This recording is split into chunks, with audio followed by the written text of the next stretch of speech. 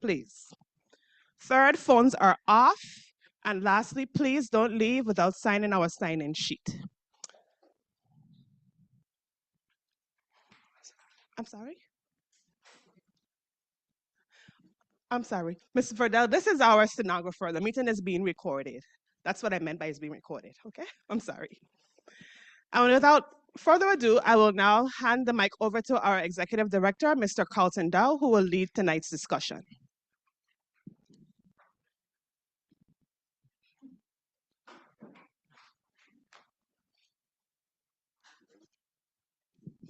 Good evening. Good evening to all. Let me first start by saying we welcome each and every one of you here this evening. Most of you I've seen before in these kind of settings and otherwise. Before I get into the presentation, what I want to make sure that we are clear about is that the authority employees will respect each and every one of you. We'll be here until whenever you finish asking whatever question. But at the same time, I expect that all our employees will be respected. It's going to a meeting. We're going to give people opportunity to ask us questions after the presentation.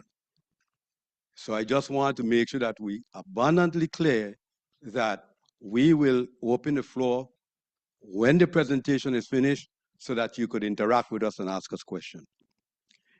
This discussion this evening is exactly what the Virgin Islands Code called for. For us, prior to initiating or raising any new fees in the tariff, we must come to the public and discuss with them what our intentions are and give you, the public, an opportunity to let us know what you think, what you feel, what proposals you have, or what have you. That's what this meeting is about. It's not a meeting where that when we come here, everything we say, that's it, set in stone. Because we do these meetings all the time. And so it's to get your participation, and ultimately I work for a governing body. And when we go back to the governing board, then ultimately they will make a determination of what is going to be, what is going to happen based on our proposal. So that's why we're here this evening. Anything short of that, I have a problem with it. The meeting agenda this evening is the proposed VIPA marine tariff amendments. The proposed amendments to existing VIPA fees effective January 1, 2026. We expect to discuss, and we'll show you the fees as we're thinking about it, the British Virgin Islands International per passenger ship dues and wharfage, the docking fees, the Red Hook barge ramp fees, parking rates at the Herman F. V. Fredericks Marine Terminal, that's out in Red Hook. The proposed new fees effective January 1, 2026, one would be the cargo overflow staging fee, Red Hook barge ramp additional passenger fee for non-drivers. 3, a paid parking system at Virgin Islands Port Authority's parking lot at a Victor Sewer Marine facility that's in Cruz Bay. And then we'll finally talk about 2 initiatives, legislation and other activity that affects our marine operation. And then we'll open up the floor so that you, the public, would have an opportunity to speak to us and make any comment you might want to make. VIPA overview on marine tariffs will start, and just so that we all understand, we don't have a St. Thomas Port Authority, nor do we have a St. Croix Port Authority or a separate St. John Port Authority. We have one institution known as the Virgin Islands Port Authority. This presentation would be duplicated tomorrow and Wednesday in St. Croix, but it's our entire unit we expect to discuss. So this is our facilities in St. Croix on the marine side.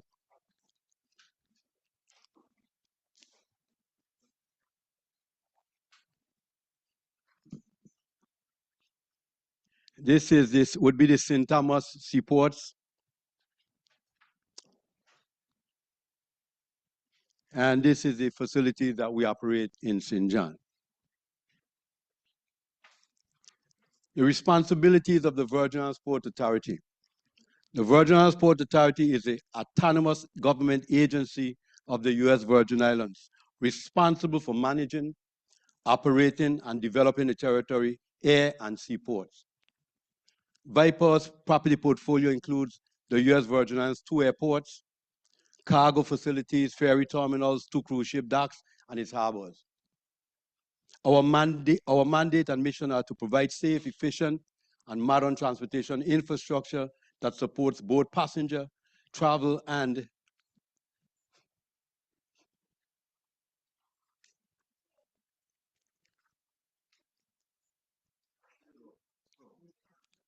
okay, good. And the floor goods. I have it here, Mr. Cheat in case. Okay. Funding port operations. VIPA, like I said, is an autonomous, self-sustaining agency. Therefore, the authority does not receive an annual budget allotment from the central government. Revenue from arrive to VIPA through several means, primarily by the user fees or tenant fees, rental. Federal grants are awarded to VIPA, which normally on the marine side would be U.S. Department of Transportation, sometimes maybe a FAA grant, U.S. Coast Guard, etc. Passenger facilities fees, that's normally on the airport. We're talking marine tonight, so I'll leave that one. Legislative allotments for a specific project from time to time. The legislators find that there is some project they want the port to engage in, they could appropriate the money to us, and we do it. But outside of that, the Port Authority receives no money. Like several other semi-autonomous institutions, we receive no money for operating purposes from the central government. Bonds that we would float over time, like we did in 2014, if we want to do certain major projects. We go out into the market, to the bond market, and tell them, hey, we want money for various projects. A good one example would be the parking garage at Red Hook. That was built by floating bonds. But when we float those bonds and we go to market, they would like to see at least 3, sometimes 5 years revenue that we collected for any specific on the marine side to support this borrowing that we want to engage in. VIPA's economic importance. Tourism, cruise ships and flights bring most visitors, directly fueling the island tourism-based economy. Trade and commerce. Our ports are the lifeline of our local businesses, facilitating the imports of all goods, materials, and enabling regional and international commerce. Jobs and revenue. Port activities are the backbone of our economy, creating thousands of jobs and generating government revenue through fees, leases, and taxes. Regional and global connectivity connects the USVI with the wider Caribbean, the United States, and the world. Fund and support operation and improvement. Fees collected at our ports are used primarily for these purposes. VIPA, again, is an autonomous institution, self-sustaining government agencies. The fees charged to use our ports fund port operations, including payroll for over 300 plus employees territorial-wide. Maintenance, fees collected are used to fund the purchase of materials and labor to maintain our marine facilities, buildings, equipment, vehicles, pilot boats, etc. Construction and expansion. Critical infrastructure projects such as dredging and structural repairs are needed to accommodate larger and more modern vessels or to improve operational and safety conditions. The economic growth. The fees collected provide revenue for VIPA to execute its mandate effectively and fulfill its mission of connecting the U.S. Virgin Islands to the world by air and sea, fostering economic sustainability and tourism. The marine capital projects in St. John, and this is just a couple of the projects that we decided to talk about tonight. The underdeck structural repairs. As most of you could see, you'll have an opportunity later when Mr. Descartes gives his presentation. There's a side that's cordoned off on the Lorraine Boynes dock right now as we speak. So you'll get to see it firsthand. And so we have some major repairs to do there. For quite some time, that facility operates, of course, without any backup generator. We're in the process of putting in I think a 30K generator will be burying some lines, running these lines right back up to the battery. The Victor Sewer Marine Facility, the creek, we're currently designing structural repairs of the dock and future dredging there. Most of you that live here know if you go right there by the parking lot and you look over kind of where they keep the village and so forth, you would see that how shallow that water is, which means a portion of the bulkhead cannot be properly utilized or used. So we have a project that we expect to do some dredging there. The Theoval Moorhead Dock and Terminal, we expect to do some dredging there as well. Over the years, the wash-off, the runoff, it continued to get more shallow in the area as the barges move around. Sometimes even the barge action and the wave action cause a buildup of material as well. So eventually we have to deal with that. The marine capital projects in St. Thomas, the Cruz Bay Cargo Terminal Improvements Project, starting in quarter 1, 2026.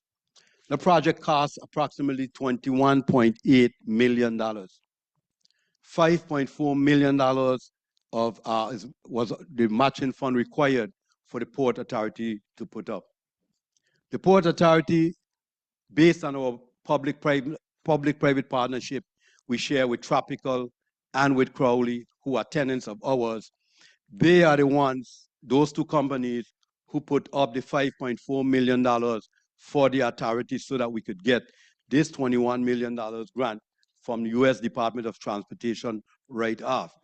The other choice was whether the Port Authority had or wanted to put $5 million up so that we could do this. We thought it was prudent for us to use our public-private partnership, let them put up the money. The Port Authority still have that debt to pay though over a long period of time. We wanted to move quickly. The matching fund is 5.4. We had the boat companies put up the money, but it's not free money. Ormond V. Fredericks Terminal Red Hook, we have some roof repairs and guttering repairs to undertake there. We have an updated design. We have designed before, updated design for the custom facility that we want to put there in Red Hook so that that deals with some of the BVI traffic and that normally the St. John residents would not have to really commingle with the passengers that are going on to the BVI. Sometimes in there, as you see it, it could be kind of congested. St. Thomas Marine Structural Repairs and Design. The Edward Wilmot Blyden, that's down what they call, some of you know, commonly referred to as Statola Wharf. We're doing some design work there. The Charles F. Blair Seaplane Terminal, that's in St. Croix, and the Austin Bay Monsanto Marine Terminal. That's some of the projects that we're undertaking. Wilford Bomber Alley Port and Transshipment Center, which is referred to in St. Croix as the container port. The cargo facility, that project, we got a grant again from U.S. Department of Transportation for some $22.4 million. In order to receive that grant, though, we had to show them that we had a matching fund to do that.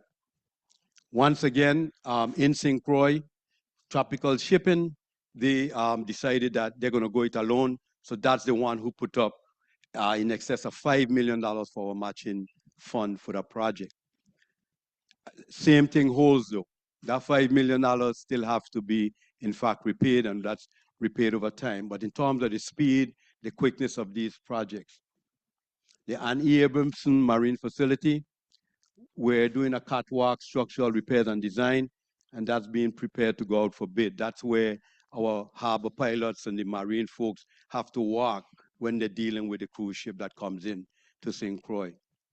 Gallows Bay Marine Facility, we're now in the process of demolishing all the old warehouses that was in Gallows Bay.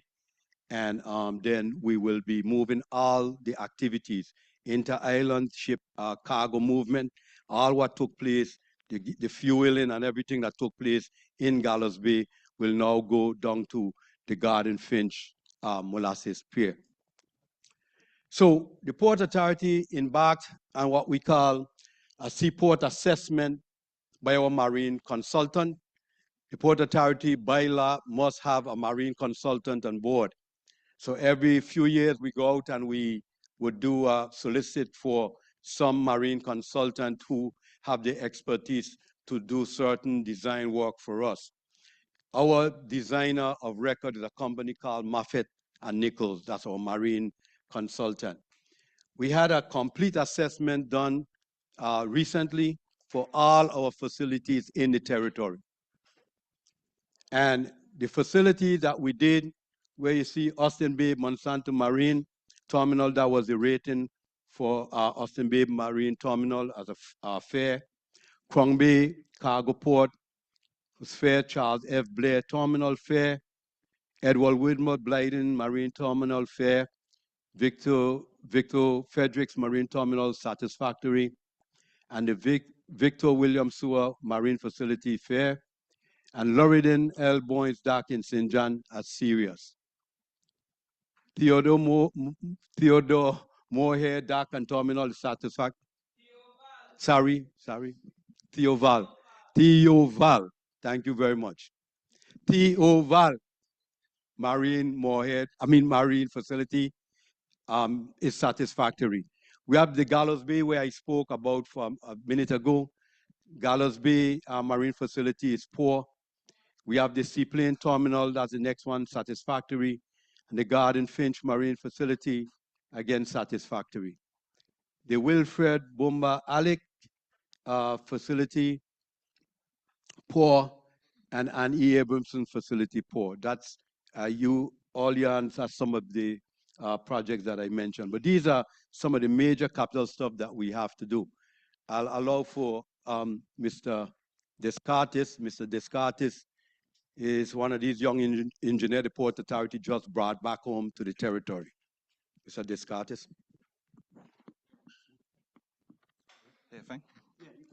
Okay, good evening again, everybody. Jamin Descartes, Senior Engineering Project Manager with VIPA.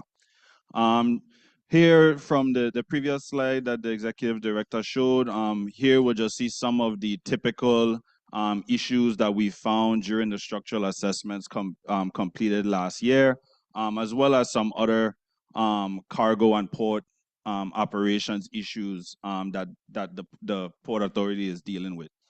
So first, starting with the Loredan Boynes Dock project. This project was recently, design has been completed, and we plan to put this out to bid soon. Some of the pictures here you'll see, obviously there's the closed section of the waiting area. This was deemed to be necessary from the marine consultant. What they found, similar to the picture on the left, is that down the pier you've got, many of the pile caps like this, and this is just one single issue that is widespread underneath the dock. But based on that specific area of the waiting, that specific section of the waiting area, that was deemed to be in the worst condition, hence why we've had to cordon that area off until we complete this project. Some of the challenges that we have with that project, as much as we'd love to, get under there and start fixing things right now, the design process takes time, the environmental process takes time, and if you kind of look on the picture on the bottom right, access and executing this project is also going to be a challenge. So we have to make sure that we have a solid pool of contractors to do this type of challenging structural marine work. Next slide. Part of the same project is also going to address the dinghy dock. Similarly, we have pile issues underneath the dock. From the top side, the docks may look like they're in okay repair, might even seem like they're usable, but as a result of completing the underwater and structural assessments, we could quickly see, such as the picture on the right, where we have pile issues, concrete spalling issues, that if not addressed will make these docks unusable. Next slide. Next is the Herman Victor Frederick Marine Terminal. As discussed earlier, we have roof issues and gutter issues for this facility. So this is a project that's currently in design and also to provide facilities for customs personnel as well and help that operation. Next slide. Next, Also connected to the marine structural issues that we also have the crane here, the ship-to-shore crane here in St. Croix. This is at Container Port. This is the only ship-to-shore crane that they have at that facility to unload and offload cargo. That's critical, critical to the people of St. Croix. This particular crane is over 30 years old. It's well beyond its service life, and it needs to be replaced. Even when we have unexpected issues with the crane right now, the companies, they don't even make parts for the crane anymore. So any downtime is going to be extended, where livelihood on St. Croix would be affected by the crane operations here. And this crane, as well as some other cranes that we'll see in St. Thomas in the next slide, they're not cheap. Right now, the cost is approximately about $7 million that we're looking at for one of these cranes. This particular crane is owned by the Port Authority as well, so ultimately will have to be paid for by the Port Authority to continue providing this critical service in St. Croix. Next, this is the Cruz Bay cargo port here in St. Thomas. Similar to St. Croix, we also have a few different style of cranes here, but also suffering from the same issues. When these cranes go down, it adds a significant amount of time and labor extensiveness to provide the cargo operations here at this port. This facility is also what's going to be improved on by the upcoming Cruz Bay Terminal Improvements Project to improve the cargo area here and also make it more efficient of an operation for our cargo and partners that are helping us with that project. And then on the right is also a structural issue as part of the assessment that we found. But we will be getting these projects rectified here soon with our upcoming structure repair projects. Next slide. This one is also for Cruz Bay as well. So here you'll see some of the concrete spalling that we're currently experiencing here at the port. These are areas of the port that are in operation today. So on the right-hand side, this is an area of deck that's been damaged significantly due to cargo operations. But we continue to upkeep these areas because the roll-rows, the roll-on, roll-off vessels need this area to operate and provide vehicles and the such to the residents of the territory. And something I want to stress here is that these projects are very relevant and directly relevant to St. John. All of the products that you get here in St. John, the critical goods that are necessary for livelihood on St. John, are coming through other ports, right, such as St. Thomas. So it's imperative that we keep these facilities in good repair. And like the executive director said, is one port authority, and we have one marine system that we have to maintain up to a certain standard to make sure that our operations can continue. Next, we're going to shift into the next section. Thank you. We have folks outside, a whole bunch of folks who want to come in. We have a certain capacity. We are that capacity. Anyhow, so let's. Can you have the speaker system extended so they can hear? Again, we're using the facility. And as a matter of fact, listen, if in fact, Leona, sorry. If in, no, hold on, please. Just tell them if in fact we'll give them a date, we could come back up for those people who want. We could do that real soon, probably within a week or two. Okay, we'll come back up and share the information because it's important for them, for whoever to get the information. We put again. All right, let me let's try to continue. So one of the things I want to kind of go back to and see how when we talk about one port and how all these things really come together.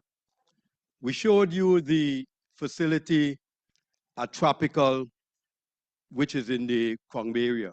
We showed you that facility. And that facility in Cruz Bay and the crane operation. most of the containers, or a bunch of the containers that comes in to the facility at Cleone Bay, the same gantry crane takes them off. The tractor trailers, flatbeds, whatever, go inside tropical yard, take those same containers and move them throughout St. Thomas, St. John, and in a lot of instances, that's what you see, the end result going on the barges coming up to St. John. So the facility at Cleone Bay is critical to the entire territory, but in this instance, as we talk in St. John, that's how the goods and the commodities get to St. John for the most part. The other segment we want to just cover, because we want to provide as much as we can, that's the fair reports and cruise activity. The creek cruise excursion into islands, ferries, and cruise ship tenders use the creek in St. John to load and disembark. This multi-purpose facility will need dredging in the near future.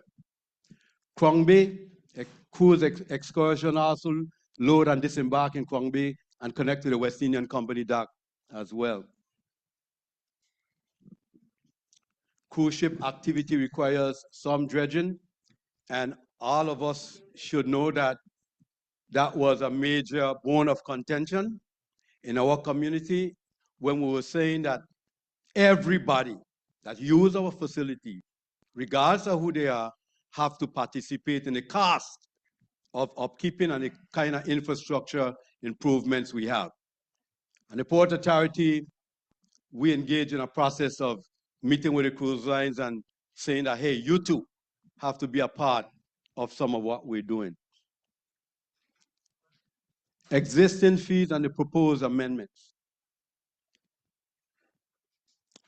The proposed adjustments to existing fees. The BVI travel, which is British Virgin Islands inter-island passenger wharfage and ship dues.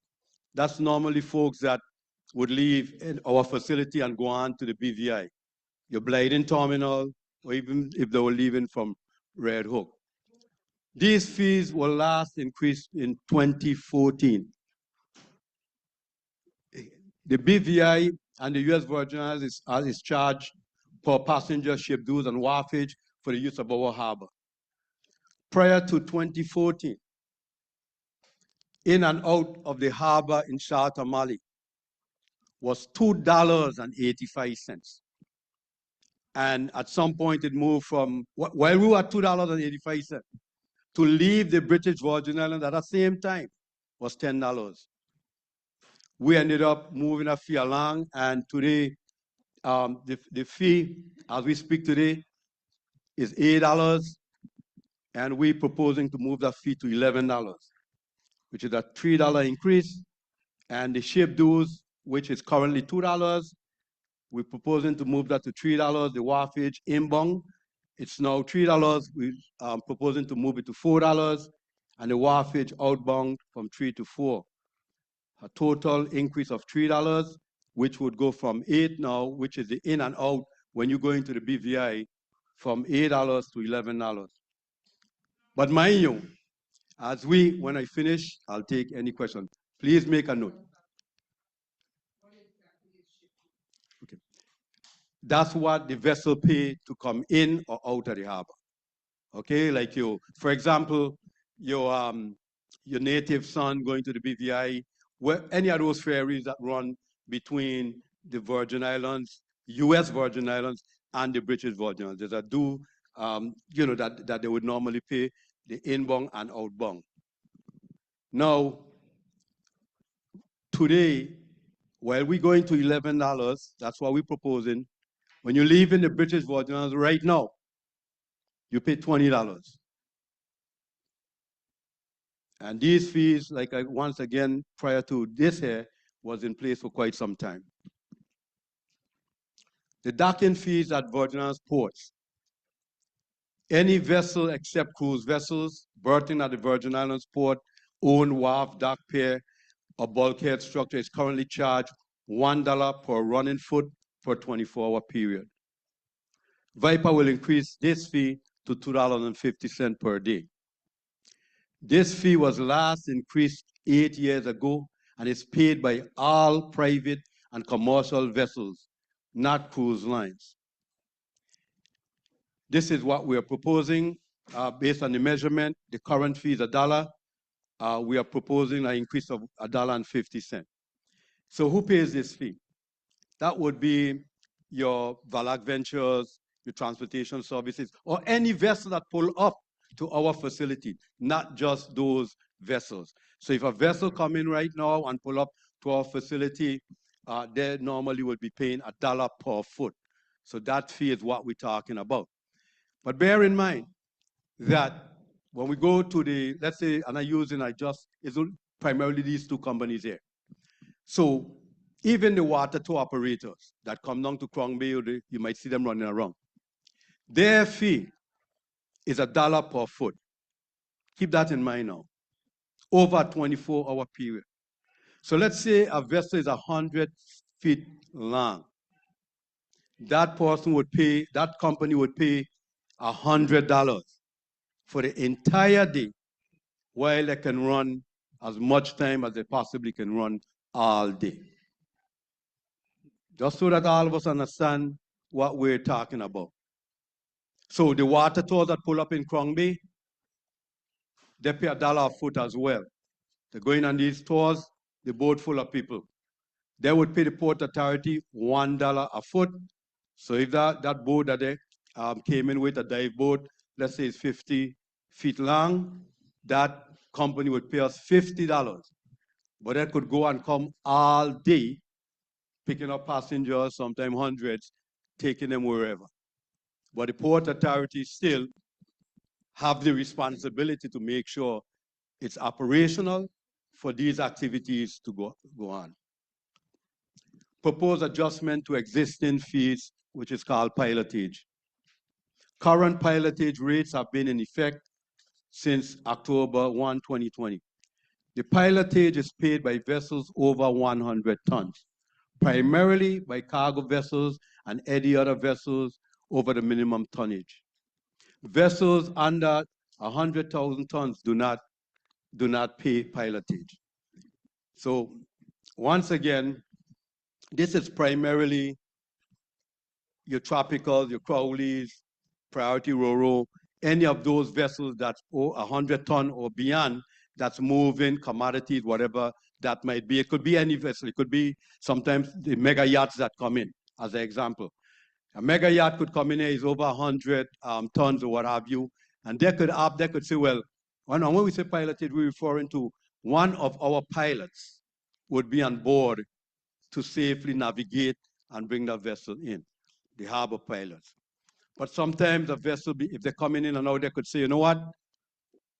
We're coming in, but we don't want a harbor pilot on board. That they can do. But they still would have to pay the pilotage.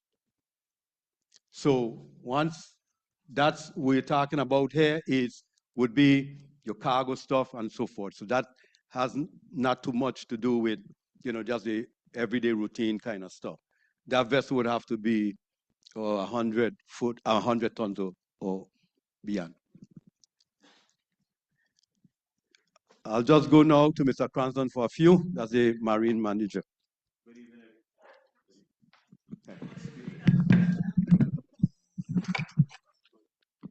Good evening, everyone. I'm Joseph Cranston Jr., Marine Manager, St. Thomas St. John District. Just to piggyback on what the director stated about the tariff, this is section 3 of our tariff, which references pilotage. To further explain, pilotage is for any vessel over 100 gross ton coming in and out of the waters controlled by the Virgin Islands Port Authority, or even making a shift within those waters. You are responsible and you have to engage in our piloting program. Under this program, these fees are assessed based on the draft, which is the amount of water you need under the vessel. Currently, the fee for this, the minimum actually under the new tariff will be 15 feet minimum. Currently, the fee is at $20. That fee will raise to $25 per foot at a minimum of 15 feet. Where we used to charge per gross ton at 1 cent per gross ton, a minimum $100, we have stricken that fee now, and we have them in 3 groups. Vessels from 0 to 19,999 gross tons, they pay a fat fee of $200. Vessel of 20,000 gross tons to 59,999 gross tons, they will pay $400. And any vessel 60,000 gross tons and over, they pay a fee of $600. I mentioned about the shifting, any shifting in the harbor. This is where the pilot has to come and relocate the vessel from one berthing to another for any reason. That fee currently is $300. That fee will go up to $400. The plus gross ton, again, we're striking that out, so that fee will be no more. There's also a harbor usage fee for these vessels over 100 gross ton. Currently, that fee is at $100. That will go up to $150. And again, a waiting time, that is anytime the vessel is not, when they're scheduled to leave ready for whatever reason, and they request the pilot for a delay, they are also assessed a fee. Currently, that fee is $150. With the new proposal, that fee will go up to $200.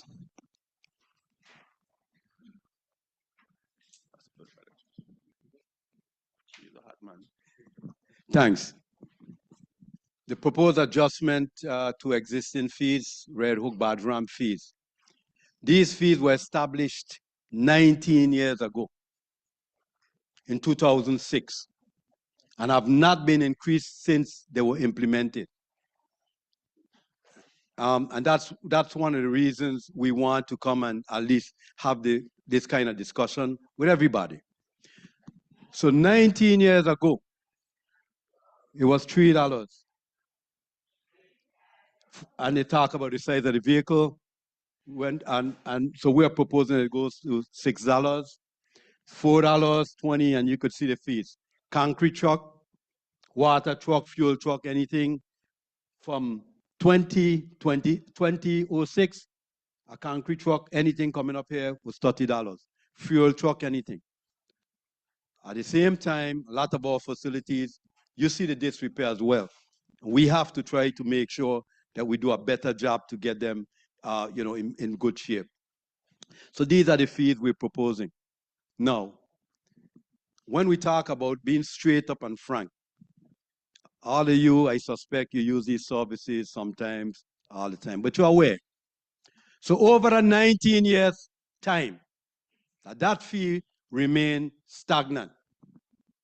Barge companies right here in its territory, they have increased their fees not once, not twice, for whatever reason. And I'm not saying it's for some bad reason, but I'm saying over a 19-year period, they increased their rates several times. Fuel gone up, maintenance needs, whatever those needs are. And I'm not disputing that.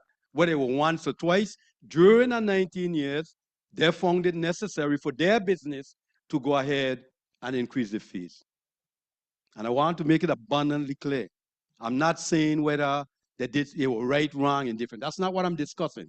What I'm saying, though, is the Port Authority, during all that time, in consideration of all these things, the Port Authority kept their fee for 19 years, the same as we had it.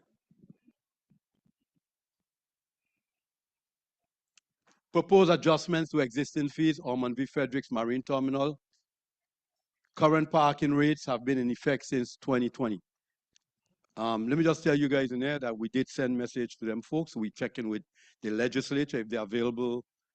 If they're available to accommodate us, we'll be right back up here Friday, so that if you have 50 people out there that didn't get the chance, we'll make ourselves available, because we want to make sure as much people get the information as possible and have the opportunity.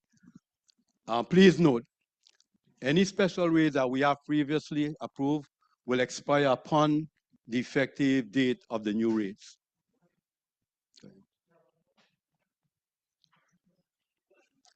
Proposed adjustment to existing fees.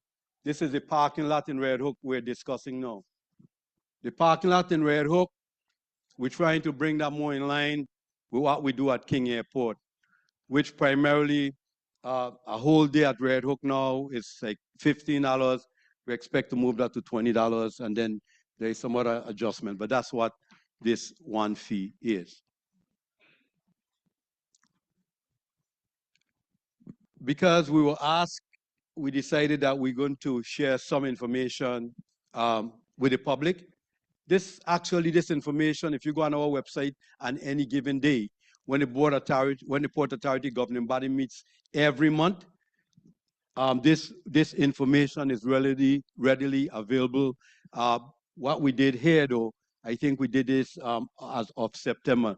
Normally, when we're doing our reports for the board, it's like a month, 2 months behind, but we all catch up. So in fiscal year 2020, we're showing you what the revenues came from the badge ramp. In 21, well, let me just say it for those of you probably can't see it from there. In fiscal year 20,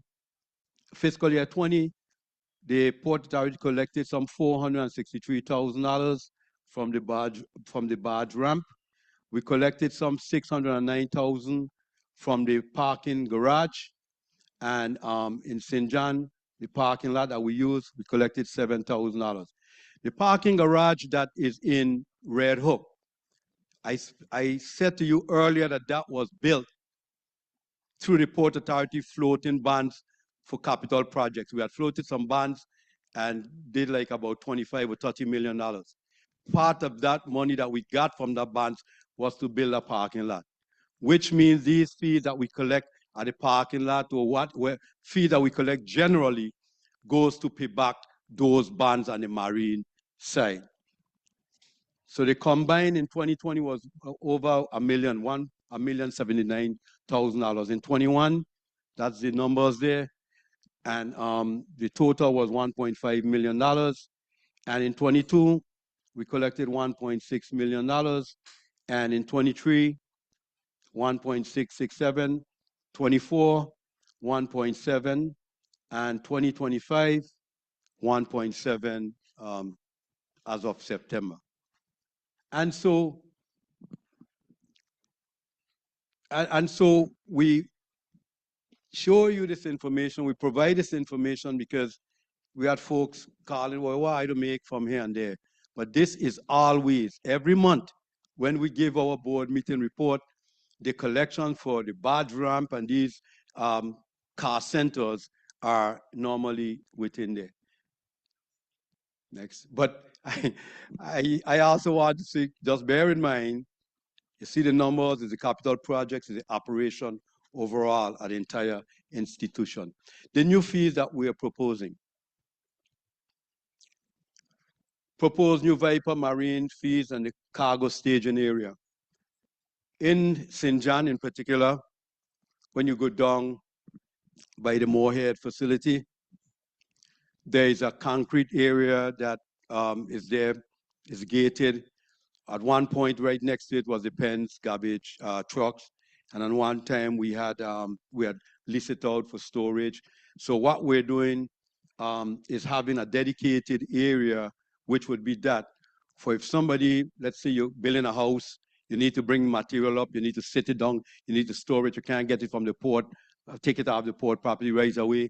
The people would be able to pay a fee and store, their goods, their supplies, whatever there.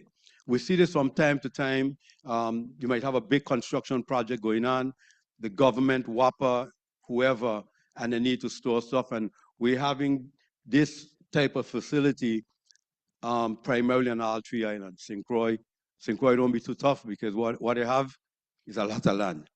But that's what this fee is about. Okay, proposed new VIPA marine tariff fees, badge ramp, Red Hook badge ramp for passengers fee for non-driver. The driver and one passenger over the age of 12 will not be charged the occupant fee. A new fee of $2 per passenger will be applied at a badge ramp. This fee applies to all passengers except the driver and one. This fee does not apply to passengers under 12 years old. And again, we'll have the ample time for us to have a robust discussion on any of what we're talking about. Next. Proposed new VIPA marine tariff fees paid. The parking lot in Cruz Bay, we're proposing right next to the post office that we finally contemplating doing a paid parking. All of you that live in St. John know that folks go off island, park the vehicles there all day, go to work, park the vehicles there, go off island, park the vehicles there. And the same residents who wants to or need to sometimes do business, go to the post office, etc., there is no place for them to park. That's a reality that goes on there. But one of the things we're saying, and we hope to do so that if somebody have to run in town or do something in town, they still could go in the parking lot, and they have 30 minutes in which they could do their transaction at the post office or what have you. But no longer we expect it to remain free, and that's the fees, that's the overnight stuff that we discussing. Effective date of this proposed amendment is January 1. VIPA aims to generate approximately $5 million through proposed changes to our existing marine tariff, as well as introduction of new fees. This revenue will be used to support essential marine operation and the various projects, just some of what we showed you earlier. The increased funds will help finance critical improvement, ensure routine maintenance for our facilities, included the costs that we encounter, especially when you're doing marine type work.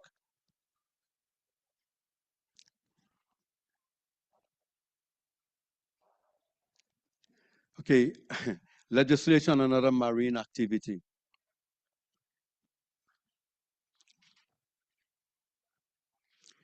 Now, and this is just by aside and information purposes, none of this is meant for some nefarious reason. But we're having a frank discussion, an open discussion, and we want to lay it out and that we could have the discussion when we're through. All of us know by now the legislature just passed a law saying that nobody in the government can make under $35,000. The Port Authority, we didn't squawk, we didn't push back, we went forward, and come by the end of October, the Port Authority expect to make good on this legislation that we have here. That's our intent. There is another interesting thing because everybody free. I saw a press release by one of the senators who have a proposal, and the senators proposed, while there was a comment publicly made that the Port Authority punishing St. John. Interestingly, this is legislation that senator sponsoring right now. Again, I'm not getting to where it's good or bad, but let me show you how these things work. So the proposal that they have is that right now, currently, if a container comes in that comes up to St. John and is 40 feet, before that container hit the road, you have to pay $100 for that container. It's collected by Tropical, they pay remitted to the government. So $100 for a 40-foot container, right? And $50 for a 20-foot container collected by the government of the Virgin Islands. Keep in mind, that's every time any of those containers that come off to go any place in this territory, not just St. John, but now we're in St. John, we're talking about St. John. So the containers and flat racks up to 39 feet would go from $50 to $100, right? That's a 50% increase as well. Sorry, what I said? 100%, sorry. So sorry, the containers flat rack fees, what they're proposing right now, that fee in a container flat rack is like $100. They're proposing it go to the 40-foot container rack would go to $200. And there are some containers that are 45 feet in length. What they're proposing, what the senator is proposing, that a new fee would be $2,005. So that legislature, hold on, sorry, hold on, what? Yeah, $205, what is it? I want to see if I were paying attention. So, but anyhow, I guess you have it right now. The point is, again, I'm not saying what the senator attempting to do is bad or good, but we're talking about goods and services and so forth. So when this proposal that's before the legislature as we speak, and the legislature colleagues, they go ahead and pass this, right? It means then that none of these shipping companies are going to say, well, we like the Virgin Islands so much, thanks a lot. So that's how these things work. So they're going to in turn know that they want to make up these fees as well. So my only thing is, the senator in particular, he sent out a press release saying that, hey, Port Authority, look what I'm doing with all these fees. But they themselves have a fee that they want to institute. And secondly, they just did us this bill, 35, you can't make less than 35,000, which is fine. And unlike most institutions, the Port Authority will do it. We will, by the end of October, we will institute it.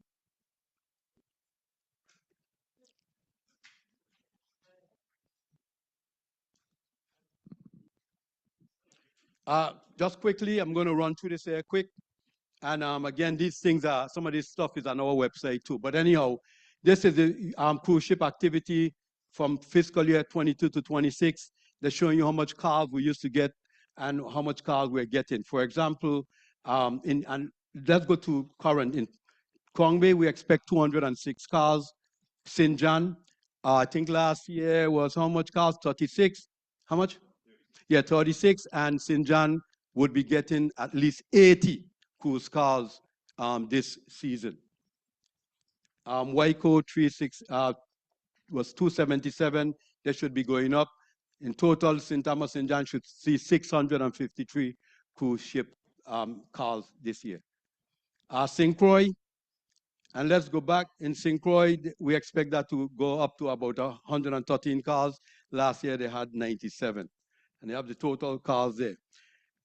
Cruise passengers, Cruz Bay, in 2025, 750,000 passengers. Sorry, that's what we're projecting. It was 759. St. John was 8,000. Look in your book. Last year was 8,454. But this year, fiscal year 26, we're projecting 22,000 passengers coming. That just by cruise ship alone, not to say the excursions coming up daily. Just cruise ships. And so these things that we're discussing in terms of the passengers and so forth, Waiko, Cruz Bay, overall, this was a unique one. St. Croix in 2022 they were getting 60,000 passengers, right? 60,000. Now St. Croix should be seeing about 255,000 passengers, and these didn't happen because the Port Authority sat back and pray and hope. The same staff you're seeing here, back and forth interacting with cruise ships and trying to make sure that, because we have a contract with Royal Caribbean, and there's certain basic things we said to Royal Caribbean. St. Thomas still a strong destination, St. Thomas and St. Croix. St. Thomas and St. John, regardless of what folks said. So we were able to talk to them and say, hey, St. Croix is still struggling as it relates to the cruise ship passengers. For 25 years, cruise ships went to St. Croix for free. Mind you, and facilities that we still have to upkeep. We said to Royal that can't be fair. So these discussions are not always comfortable, but it must be had. And we said to Royal, hey, in the spirit of cooperation and partnership, while it's $12 or what have you in St. Thomas at the time, we need to start in St. Croix with at least $5. And that's what happened. Royal Caribbean brings about 98% of the traffic to St. Croix. Before that, hardly anything was moving. And because of the strength of our relationship with Royal Caribbean, the numbers in St. Croix throughout from our ships with Royal start to go up. Next.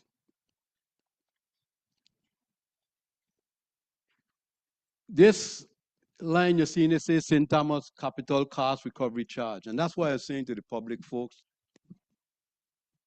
these discussions never easy. Even you hear what's up. the discussion are never easy when it comes in to tell people, hey, you're going to have to pay something more. But what we were able to do with Royal Caribbean, because we have the harbor to dredge and the other cruise, and we says, that dredging of the harbor is a lot of money, millions of dollars to dredge the harbor. But we said to them, hey, we're going to institute a charge, and which would be, we're doing $3 on every ship. I mean, every passenger. And we're going to use that because the money that we would have to dredge the harbor would have to come from somewhere, which means we can, whether we're going to market or what have you, the central government provided some $17 million for the dredging project. But that will not cover the cost of the entire dredging. Well, go back one more for me, please. This number you're seeing here, this $3. I guess most of you don't see it when the Port Authority had the discussion here and in Miami, saying to all the cruise lines, and they're not easy discussion, folks, but it have to be had. Because the cruise lines have certain things that they want and they're demanding of this destination. And we want to keep them coming as well. But how can we or the government or the Port Authority or even you, the people that we're asking to pay additional fees, and we will sit back and allow for them status quo business as usual?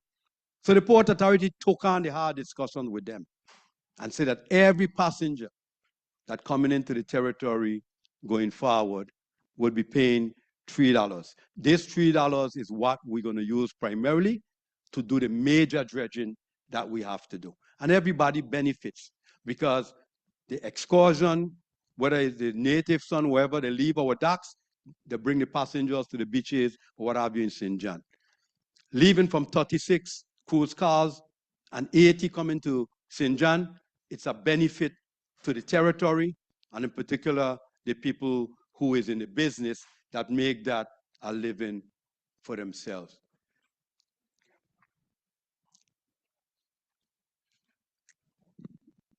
All funds collected from the seaport operation are collected for maintenance and so forth. And as I wrap up, I just want to leave you, and I was on the cruise ship end. Currently, Royal Caribbean only, aside from the $3 that we're discussing, the Port Authority wants to embark on a major development in Cruz Bay. And apart from the $3, Royal Caribbean ourselves have agreed to pay additional, have nothing to do with all the fees they're already paying, like every other cruise ship. They have agreed to additional $5 solely for the development project that we want to do along with them. And that's, to me, how the private sector and the government or the Port Authority in this instance should operate and must operate. It can't be a one-way street. So we want to do the development. They want some place to bring more of the passengers, and so they must participate in that project. That project, we're now wrapping up some final details with it, but we expect before the end of the year to have some kind of agreement signed on to for that Cruz Bay development project. Thank you very much. At this point, in a systematic way, we'll allow for the folks to ask some questions. And Testing. I want to make sure we're clear about one thing. What we're discussing or what we discuss with you is thoughts and proposals the port have. So this is your time to discuss with us what your thinking is, or if you have a question to ask us.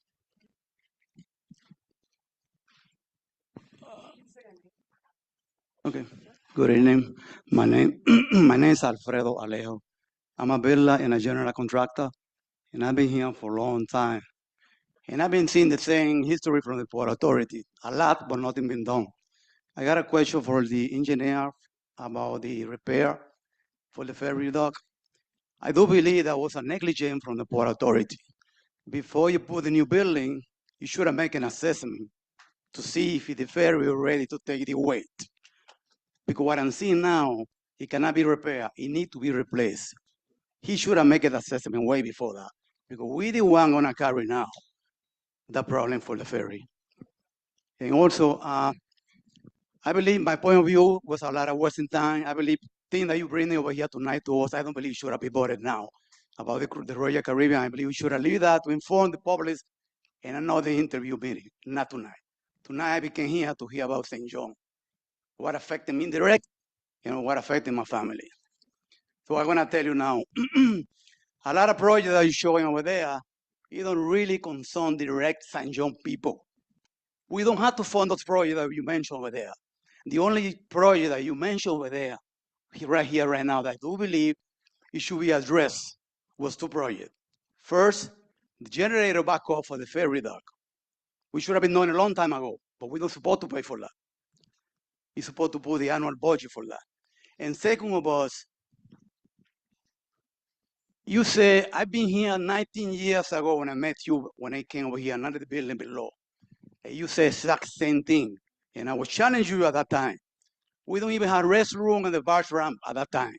And you want to charge us money to bring our car home. That was 19 years ago, exactly what you said. And I want you to tell me now why you haven't done with the 19 year collecting money from us. I haven't seen anything yet.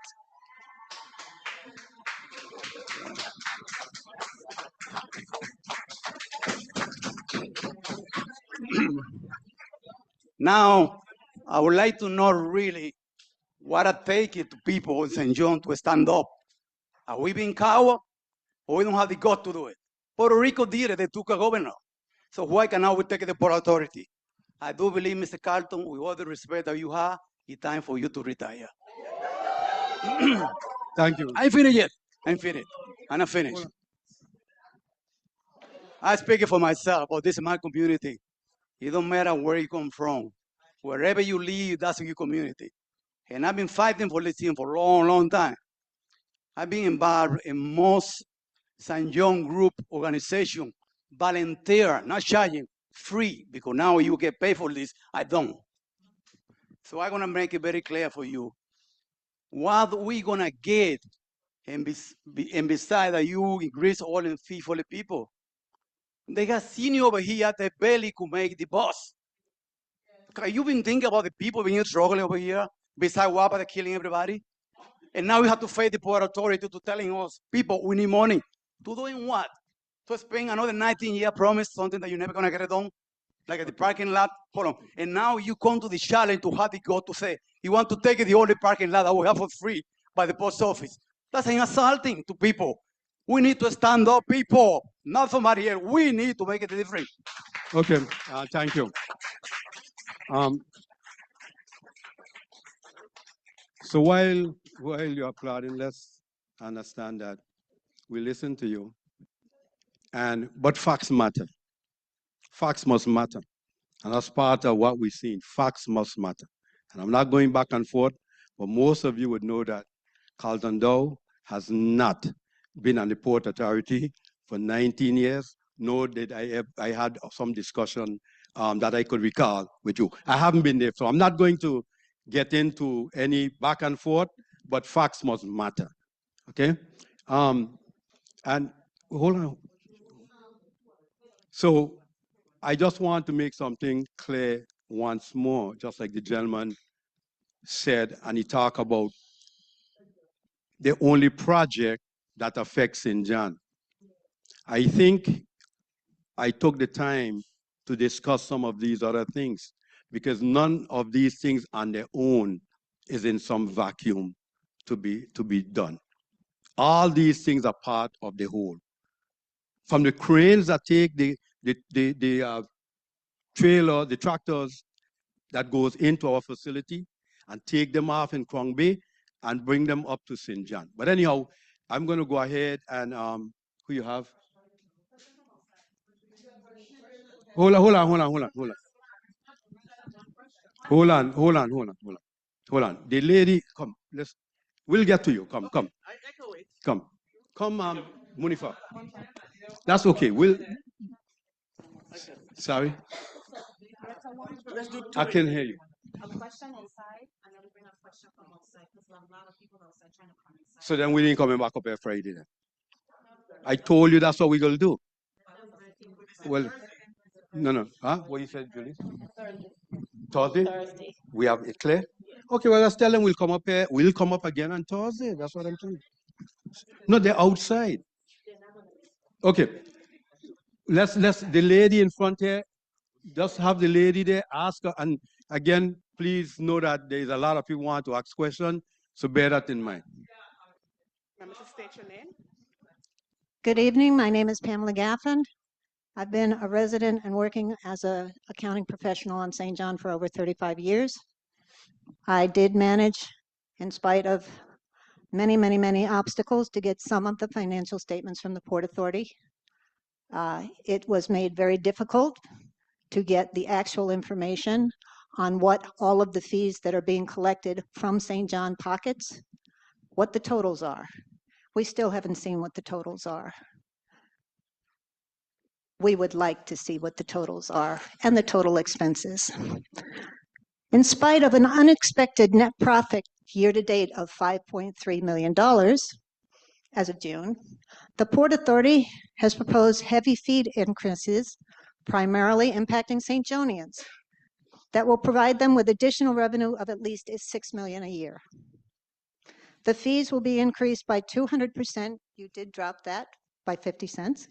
There will be increases for each ferry and barge passenger, increases to all the costs for goods and cargoes transported to St. John, and increase on the vessels themselves. The cost of everything needed to stay alive on St. John will go up significantly. And there will also be an increase in the cost of dying, because the barge fee for the hearse will increase by 67%. And then there's the additional $2 passenger fee. I wonder if that will be charged to the deceased, although it should be just one way. The spectacular net profit of $5.3 million was against an expected $1.1 million loss, due to an amazing increase in revenue and an unexpected decrease in operational costs. Bravo. That is an amazing accomplishment. And it was not a fluke, because the following month, the net profit had gone up to $7.5 million. What will happen to this profit? Who will get advantage of it? Perhaps St. John's fees don't have to go up and could benefit from this windfall that is supposed to be spread amongst all 3 islands.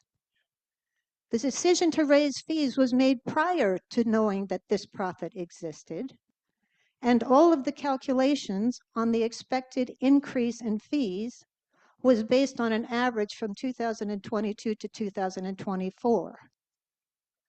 Throughout that period, St. John revenue that I could track steadily increased, in one case by 53% in 1 year. So by averaging, you are diluting the actual revenue that is being collected off of St. John, and you did not include 2025 at all in these calculations, and that's when we've had the huge increase. So I'm suggesting that the numbers and the calculations that were done to determine that our fees needed to go up need to be redone using the accurate information and not averaging the low years when we had COVID, and include the bonanza for this year. There was a 35% increase just for the barge ramp fee that you did not pay any attention to in determining how much money you were going to collect by the additional fee. Our fees needed to cover capital improvements. You definitely added some things to the list tonight. Unfortunately, none of the things that you talked about are on the document I got from the board meeting showing proposed and new projects that are being worked on. None of those show up there. So are they in fact ones that you are giving to us as like carrots to say, oh yeah, we're really going to fix this. We're going to fix the dinghy dock that they've been trying to get fixed for like 5-6 years now, actually 8 since Irma. But that's not on anybody's list. That's not on your corporate document, your board document. All of the projects that are listed on your document are paid for with grants. They're not paid for by Port Authority, and the legislature just gave you $10 million for the creek. I'm sorry for the gravel lot. Are the increases needed to cover our decrease in revenue? First of all, you haven't shown any totals to say there is a decrease, and our revenue keeps going up. So maybe it's to cover the loss, but you can't produce any totals because you keep telling me you don't keep track of things. You don't separate St. Thomas and St. John. We're all lumped together. Then why are we being told that our fees need to go up? Why aren't St. Thomas fees going up? If the crane needs to be fixed on St. Thomas, why aren't St. Thomians being charged to fix the crane? Why are we being charged to fix the crane? They also get containers of food from those cranes, not just us. The data shows a very impressive revenue source that for the month, the barge ramp raised $52,000. I would like to see the expenses running the barge ramp of $52,000 a month. The parking garage raised $99,000 in a month. Also, what kind of fees and expenses are associated with the parking garage? The fees are needed, if the fees are needed because Port Authority now requires each area to be profitable, then you should be looking at the areas of Port Authority that has the highest losses. You don't show any sign of losses on St. John. There is no data. However, there's very clear data on every one of your monthly reports that St. Croix is costing you, as to date, $7 million in the hole. So if you were going to be looking for people that need to pay their fair share, what about St. Croix? And the answer is, it should not be. St. Croix has to pay their fair share because the cruise ship industry in St. Thomas is supposed to be beneficial to all of us. And if you are willing to allow St. Croix to not have to pay their fair share, why are you not extending that courtesy to us? Why can't that huge amount of profit being generated by the St. Thomas Marine Division cover the small amounts of revenue that you're talking about collecting from St. John?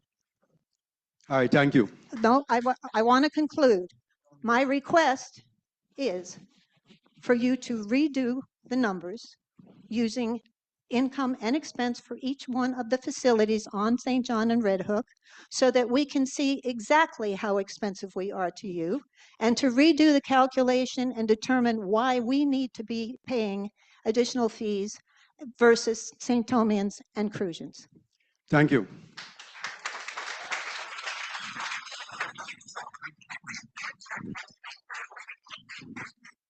Thank you for your comments, basically. And again, based on wherever you just said, we'll take it and advisement, just like I said, from the inception.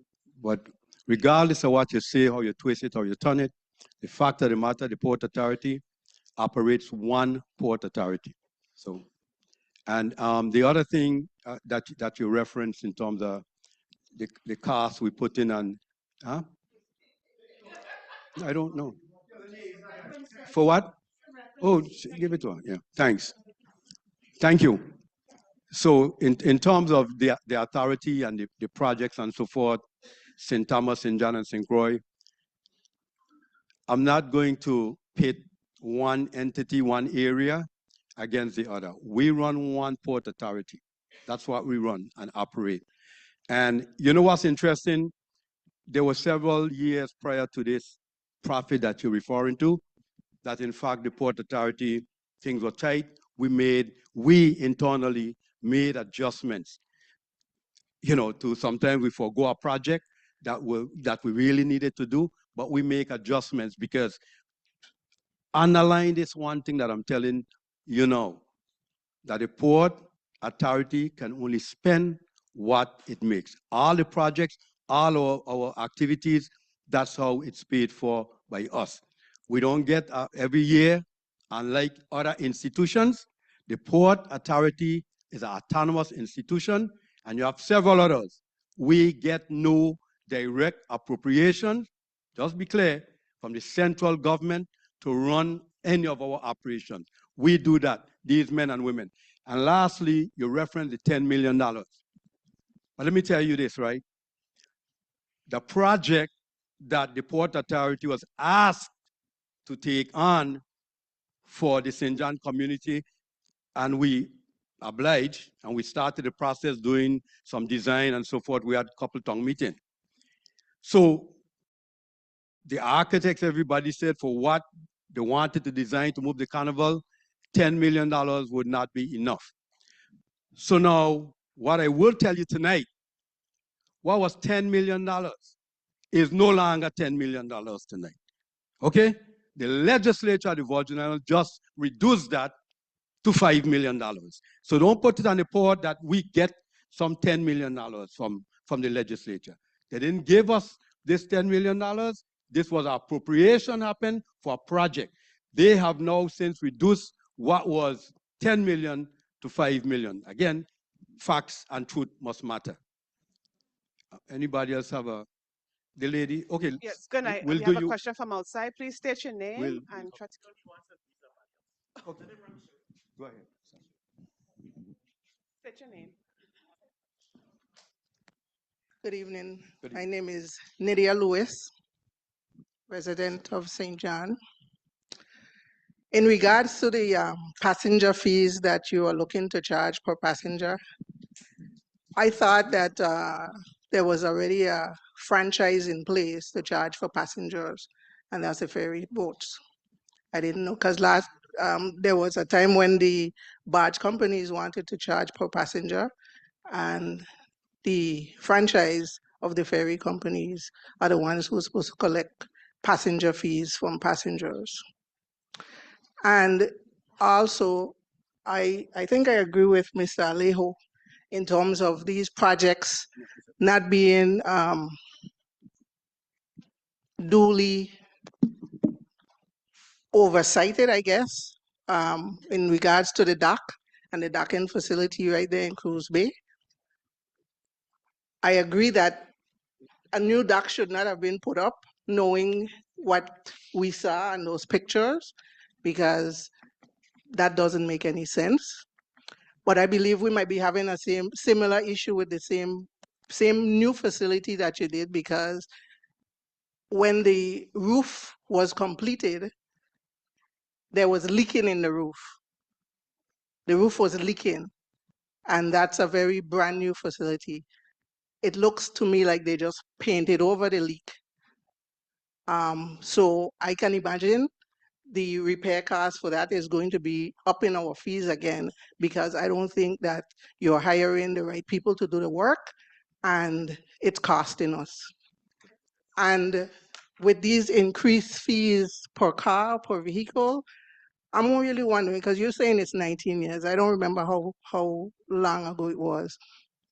But when they initially started with that $4 charge for those fees, we were told at the time that the Homeland Security was requiring you guys to put up a fence and to have security and everything. I see the fence and I see the security, but I really don't see anything else going on the dock. Like he said, it was a while before a bathroom was put there. And even on this side in St. John, the roads on the dock are in very bad disrepair. I mean, we have bad roads in St. John, but to me, those are the worst roads in St. John. Even Public Works patches the holes when we have holes in St. John. And then the road leading out of the terminal there in St. John. I mean, it's terrible. It gets flooded, and while you might say that you're not responsible for that road borders your property that we have to traverse on every time that we have to use your property. And you're a government agency. You can work in collaboration with Public Works or VIPA or whoever to get the road fixed, because the road is bad and it floods every single time we have a slight rain. And now it's even extending, because it used to be along side, the one side, and now it's extending around the corner by the tennis court. So you're asking us to pay more money, but what are we getting? What do we get? I think that we need to see something, right, for some increase. And I really believe, though, the increases are way too much. You can't tell me you're going to raise me a whole 100%. Come on. This is our livelihood. This is one district. We're not moving from here to St. Croix. You're telling me about the fees from people coming to Tortola and it's $20. So then why aren't they paying $20? Why aren't they paying us $20? Why aren't you looking elsewhere to get some revenue? This seems like a cost that you're putting on the backs of the people at St. John. You're bringing us from 8,000 people to 32,000 people, right? In terms of cruise ship passengers. And are we happy about that? I don't know. Because all they're doing is deteriorating our infrastructure and we have to pay for it. So come on. Somebody else needs to be bearing the burden of this cost. You're saying it's a whole 3 island thing, but it doesn't seem that way. Right. Not when we have the bulk of the costs. Thanks. I Okay. appreciate your comment. But hold on, excuse me. Now I have a question for you because you referenced the fee and it gone to 100%. What are you suggesting? Okay, thanks.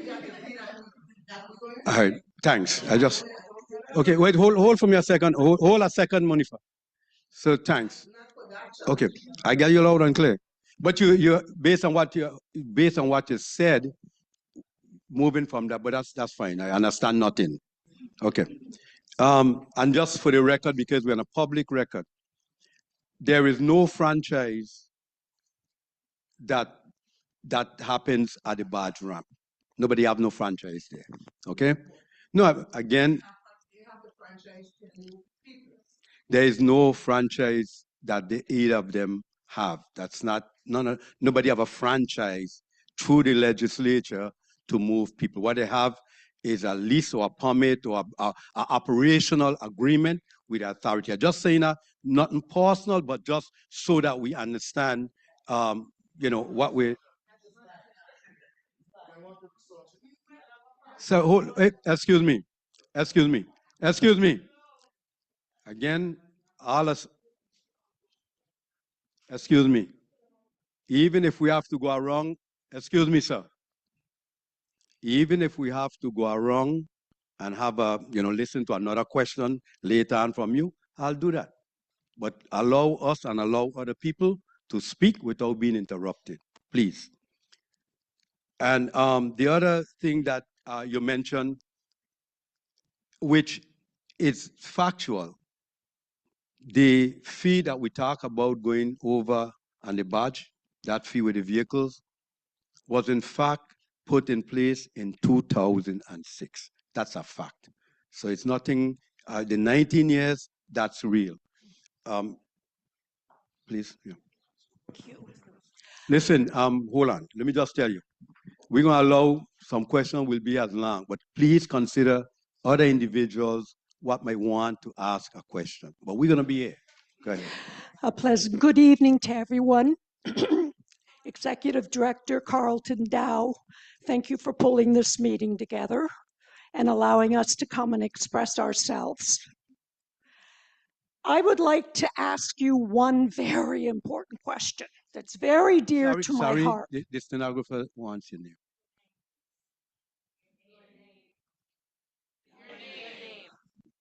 My apologies. My name is Bonnie Corbeil. I've lived on St. John for over 40 years. I've made it my home, and I really love the people of the Virgin Islands, particularly those on St. John. I look at your presentation tonight, and I have one question, sir. And that question is, have you and your group considered the deep burden and suffering that this plan has put out for the 4,000 people that live on St. John, the people that look after the millions of people that come over to this island. Our roads are bad. Our infrastructure is a mess. I don't have to get into that, but we all know what that is. There's a population of 87,000 in these Virgin Islands. We're a small community. I'm finding basically the best way I can describe this is it's another disrespectful move to the people of St. John. And why is that? I've been involved with politics. I've been a volunteer. I've attempted to make things better for the youth here. I see no change. I see no difference. That old saying of we run things in St. Thomas is a problem. That old saying of St. John is a cash cow. That's where we're going to get our money. Meanwhile, we have no government services. The time, the cost for elders. I'm an elder now. I'm in my 70s. I feel it like everybody else does. We can't get health services. We have to fly to Florida to do it. Few of us have any savings anymore, sir. There's a long list. I could repeat. I jogged this down. So I'm just staying focused on it. I can be long-winded, as everyone knows. So what we'll do is make sure everybody Let me just finish. I'm almost done. I will let you finish. I'm saying, so going forward, we'll just have people could talk 2 minutes because we have a lot of people still. I know that. Let me say, the burden again are being put upon these 4,000 residents of St. John who have little political power, adding to gentrification, which is not acceptable to me. My hope is that you can review the burden you're doing for the people here that must shop for groceries, too expensive here, that must go see doctors in St. Thomas, there's none, and take care of your constituents. You may say you're one Port Authority, I'll say we're one Virgin Islanders, and we need to start looking after St. John. Thank you, sir. Thank you.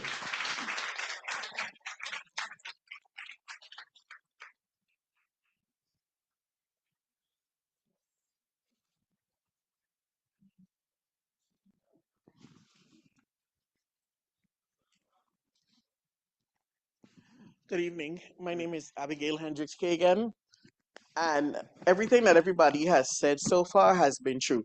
But I would like everything that everybody has said thus far is true. I'm not an accountant, so I don't go deep into the numbers, but I'm going to tell you what I tell.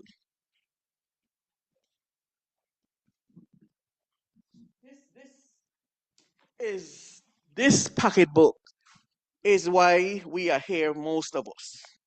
Okay? Because we're the only people who have to pay to come home. Okay? We have to dig in our pocket, our personal dollars.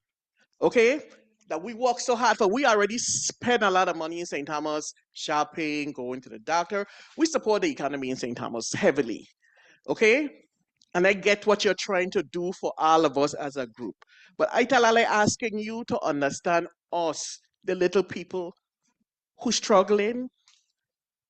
Don't raise that tax don't raise that, what's it called? The port fee. Is the port fee?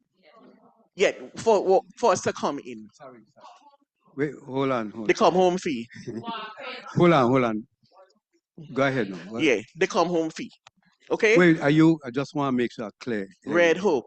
Okay. Right? The little boot on the side. Uh-huh. Rest us down with that. Okay?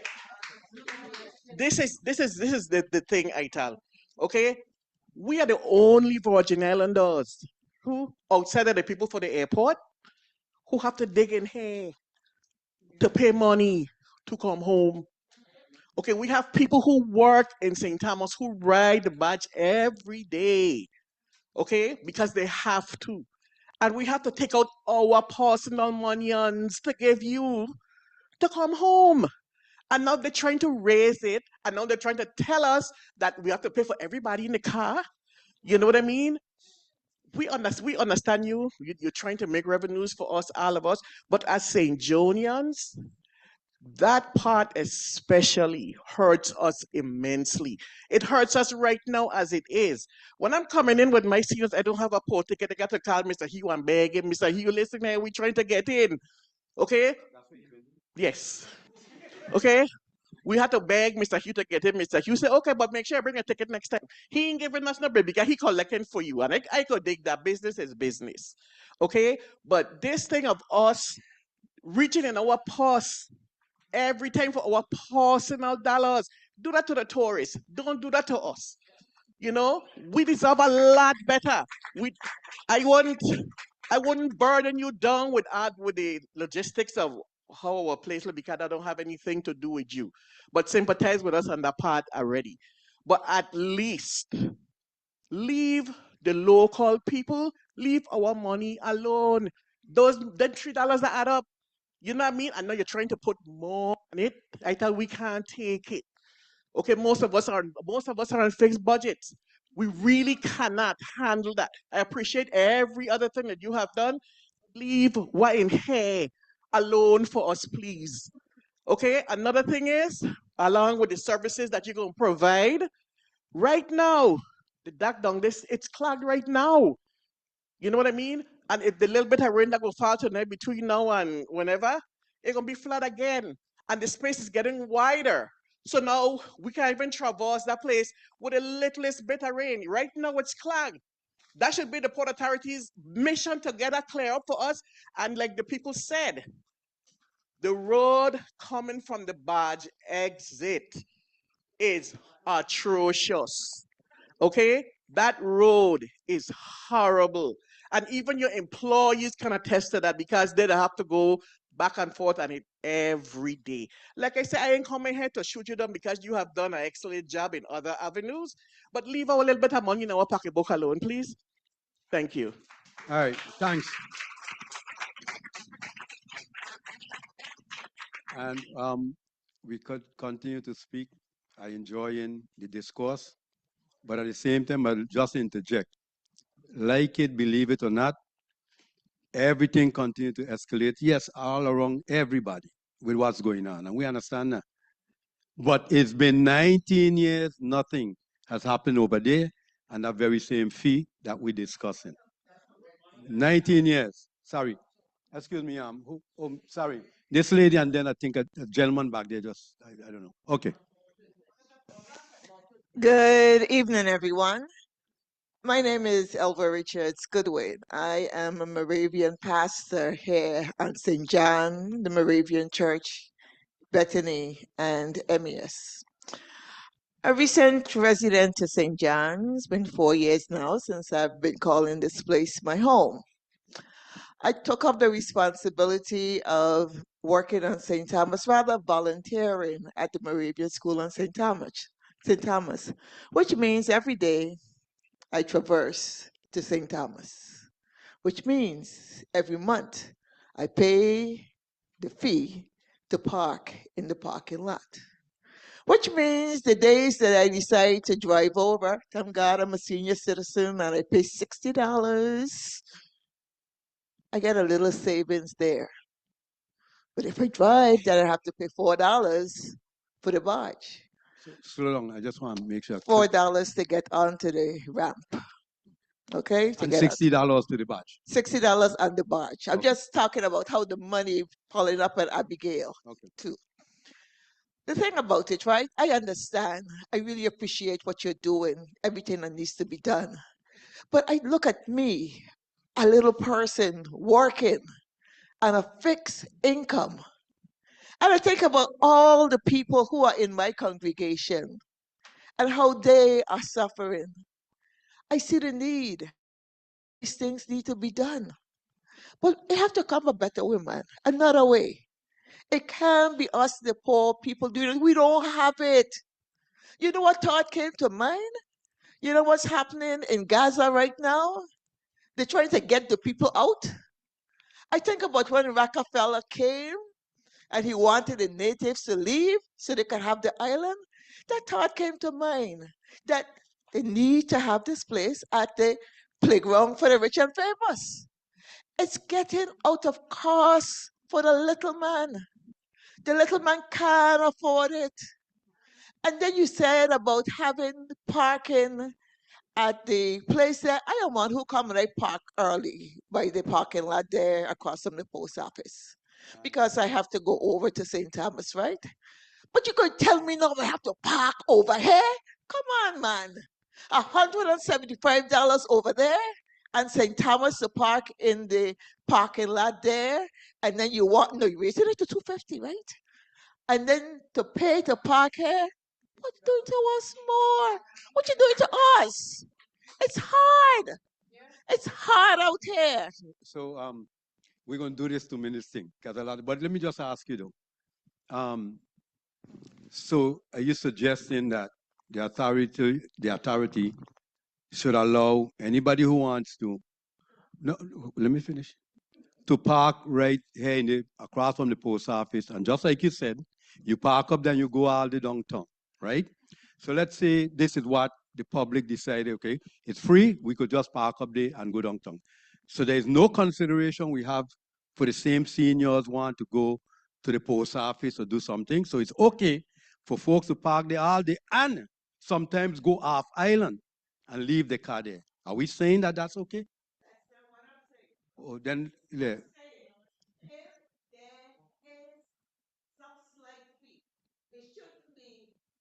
What are you suggesting in terms of slight fee? Okay, no problem. Monifa, and you could communicate, you could tell us what a slight fee might be. We'll consider everything, we'll consider it. Sorry? Okay, I hear you loud and clear. I hear you loud and clear, okay? Good evening. But listen, I mean, this is serious because people listening to us all over, right? All over. And I'm not going to agree with anybody who believe that we should be doing this specific thing for St. Thomas and St. Croix making no money, so then we need to treat St. Croix some other way. So I just want to say I'm not subscribing to that kind of thinking. Go ahead, miss. Good evening, Myrtle Barry, resident of St. John, also business owner, and active senior citizen. I'm a senior citizen, and I'm an active community member. I understand when you said originally that these comments are going to be posed to the governing board. Are you the governing board? Because the way you're responding to us, you know, we're trying to explain you our concerns. St. John has the highest cost of living, and that's why this place is so full. And that's why out there is packed and people are knocking on the door because they live it. We're being adding more expense on the local residents. It's burdensome. I'm gonna talk regarding the parking space in Cruz Bay. How we park in Cruz Bay, we park anything like 4 vehicles deep. We know the people them who inside, they're working in St. Thomas. They may be teachers, they may be people who work at the government offices and what's not. If there are people who are there parking and you're concerned that they're parking and going away, that is something you can check at night to see how long people are parking and you can monitor that. But in terms of our only non-paid parking in St. John and charging us for that, it takes me longer than a half an hour at the post office. I don't know what I'm going to meet there. I don't know how long the line is. I don't know how much package I'm going to have to get. So chances are you're going to hit me up a fee. So I'm asking you, please tell the governing board, please do not charge us for parking in the only free parking on St. John. We use that to catch the ferry, then we have to pay an additional fee. And it's hard for me to recollect my thoughts. You're putting pressure on me by giving me 2 minutes. But when you all come from St. Thomas to St. John, please give us time and consideration. Now, We go to St. Thomas, we used to pay what is called the fee for the size of your car. That's what I call it. Now it's a fee for the size of your car and who in the car. And that's unfair, and that's what she brought up. Also, if we're going to Tortola, chances are you have to go to Red Hook to go to Tortola. You're using the same facility, but you're paying a port fee in the same facility, 1, 2, because you're going to Red Hook and because you're coming from Tortola back to Red Hook. So you're doubling down and hitting the passenger a port fee twice for using the same facility. You know, and it's very burdensome to the people of St. John. Also, regular maintenance. When you build a house and the roof leaking, you try to fix it soon. You don't wait till a link of years when the people before you and then you come along and no one fixes it. Because I've been commuting back and forth and I noticed the Red Hook building deteriorating. So that's not something to jump up and say, we need to pay for it. No, it should have been noted that it was deteriorating. It should have been caught and it should have been taken care of earlier before the expense grew so large. So whoever is doing the maintenance, they need to have a regular check, whether it's monthly or once a year comprehensive, but they need to have a regular check.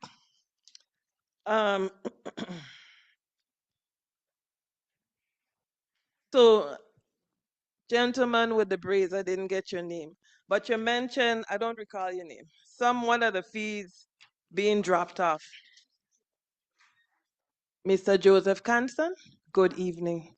Constance Crankston. Sorry about that. What fee was going to be dropped off? Because that seemed like a commercial fee. And I think you should hold on to your commercial fees. But when it comes to the fees that burden the working class, St. John can't take no more. This is a breaking point here for us, seriously. Enough people leaving here and going to the States. And the governor have the guts to ask people to come back. Come back for what? So let's try to fix things, what we're dealing with now and here. Mr. Constance, what was the fee? I'm sorry, what was the fee?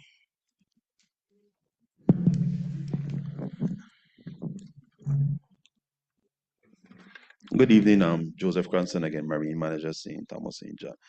That is a per plus gross tonnage fee. And in that we took it out. We actually consolidated into 3 categories. So based on the tonnage rate of the vessel, they fit into certain brackets and we're still charging the fee. It's just how we calculate it now is in a different bracket. That's all it is. The total fee isn't being stricken, the total fee isn't being stricken. It's just the way we assess it is a different way now. And it goes into 3 different tiers. So we didn't take it out. We didn't take it away from nobody. Everybody got paid their fair share. Thank you. And my last concern, Mr. Dow. The people outside, please give them the opportunity to say what they have to say tonight. They're already here. Please give them that opportunity. No, Thank you. Listen, thank you, Ms. Barry. And that's fine. But we was just trying to, if they wanted to be in and they couldn't be in, that's all. We're just trying to accommodate folks. That's all we're trying to do. So if they, hold on. So if at some point we'll stay here. We'll stay here and listen. But hold on, please. We're gonna do a 2-minute thing. Ms. Barry, correct? Okay, sorry, Ms. Barry.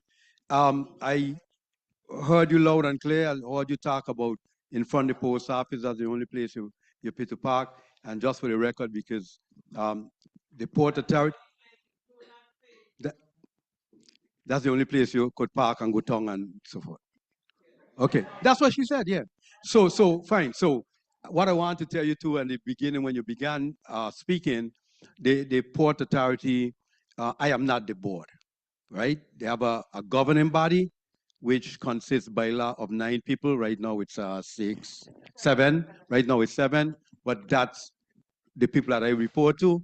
and all of what we're discussing in here, and that's what it's about. Having dialogue, taking into consideration what is being said, agreeing with some and disagreeing with others. Well, let me just.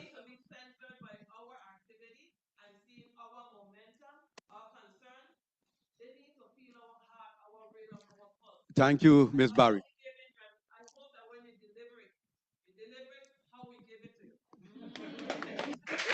Thank you. Thank you, Ms. Barry. And I neglected to do so. That's Ms. Leona Smith is one of the board members at the authority. Okay. Hold on 1 second. So we have a gentleman with a question over here. I just my question. Good evening, Ian Samuel, St. John resident. You know, my question is, why is it always the port? And from what I've seen, idea is just to raise fees. We look at all the different ports throughout the territory. One port, right? But yet we're the only port that doesn't have an economic value to it. I could go to St. Thomas and get a Johnny Cake. I could go buy a drink at a bar.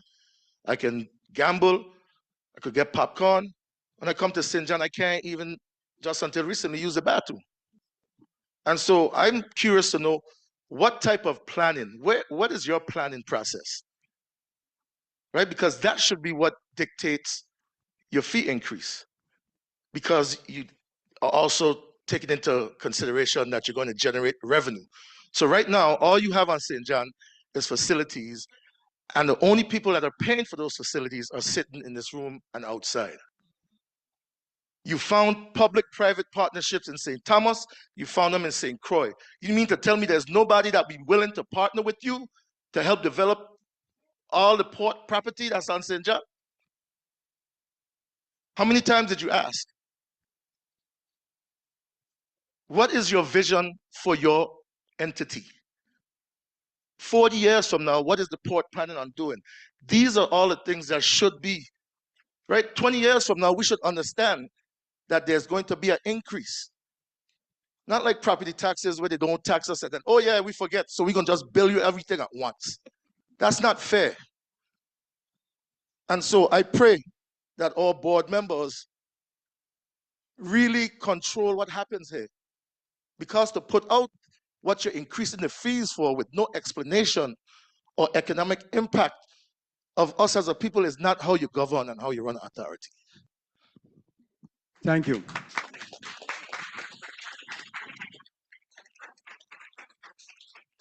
The lady there. Thanks. We'll get to everybody. 1 second. We have people that have been waiting for a while. Once you finish with the lady, okay. Once you finish with the lady, the gentleman there is next. Sorry.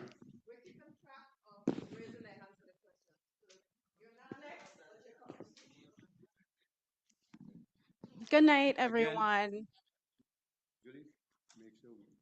My name is Hadia Soar.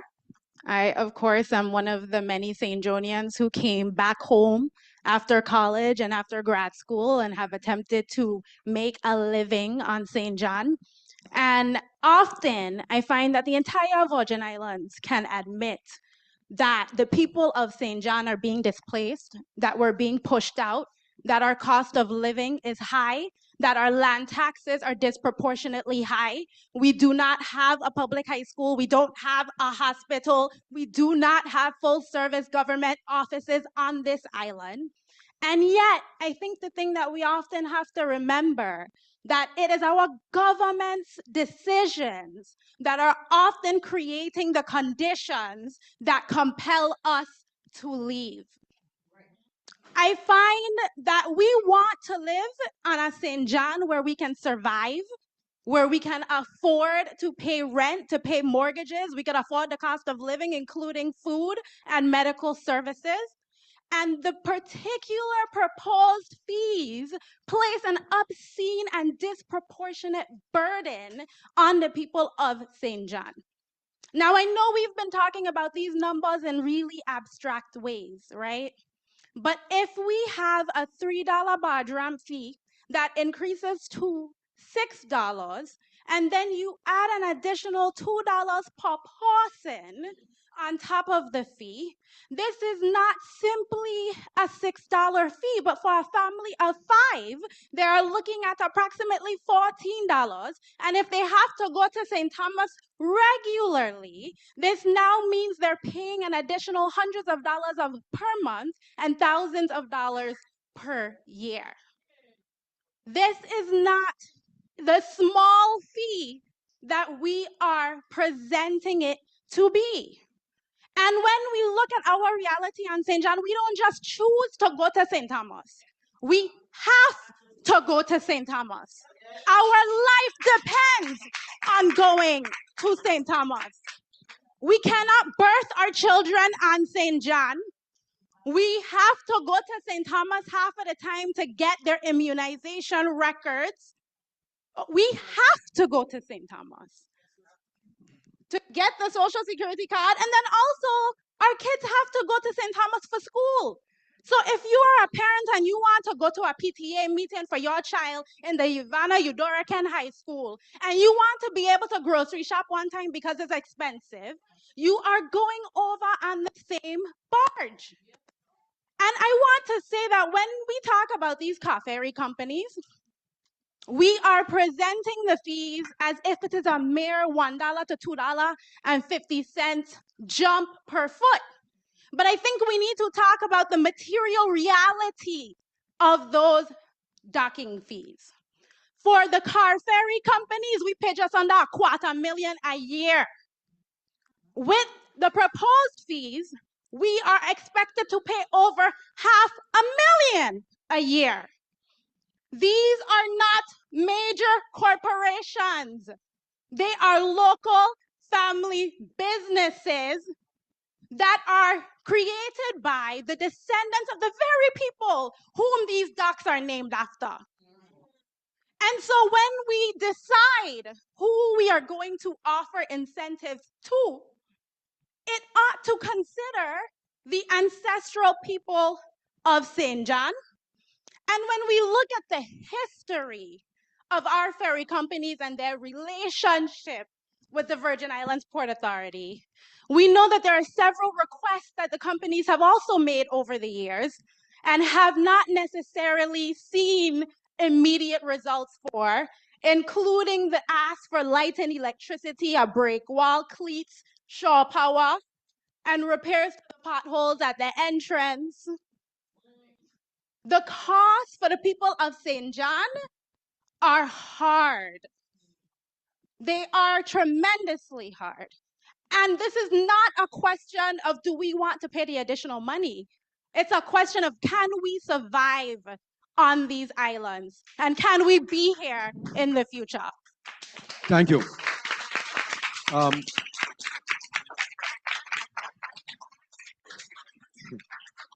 appreciate the comments that you make, but there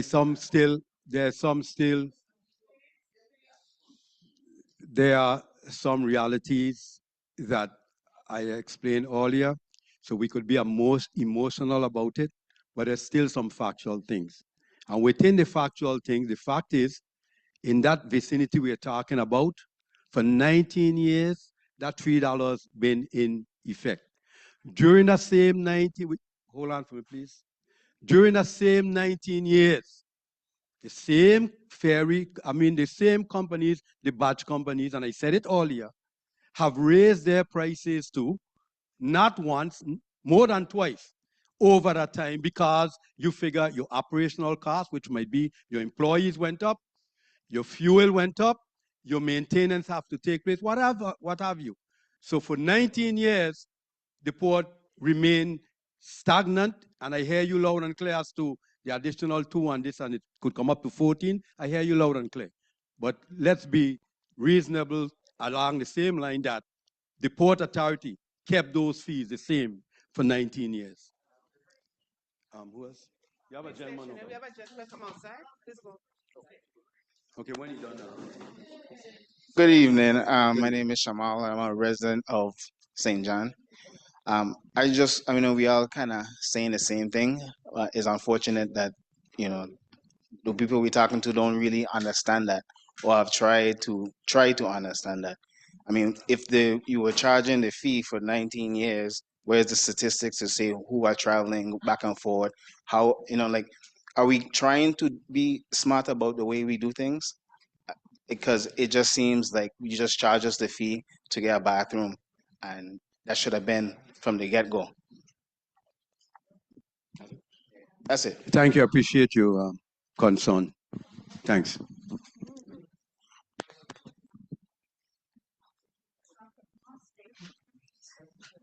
Good evening to you. My name is Richard Wassel. I own a little company called Scenic Properties. I've been dealing with this island since about 92. Moved here in 2002. Coming over here was very pleasurable. But now you come into our ferry dock and you look to the right and you see barges up against the bay, the side of the hill.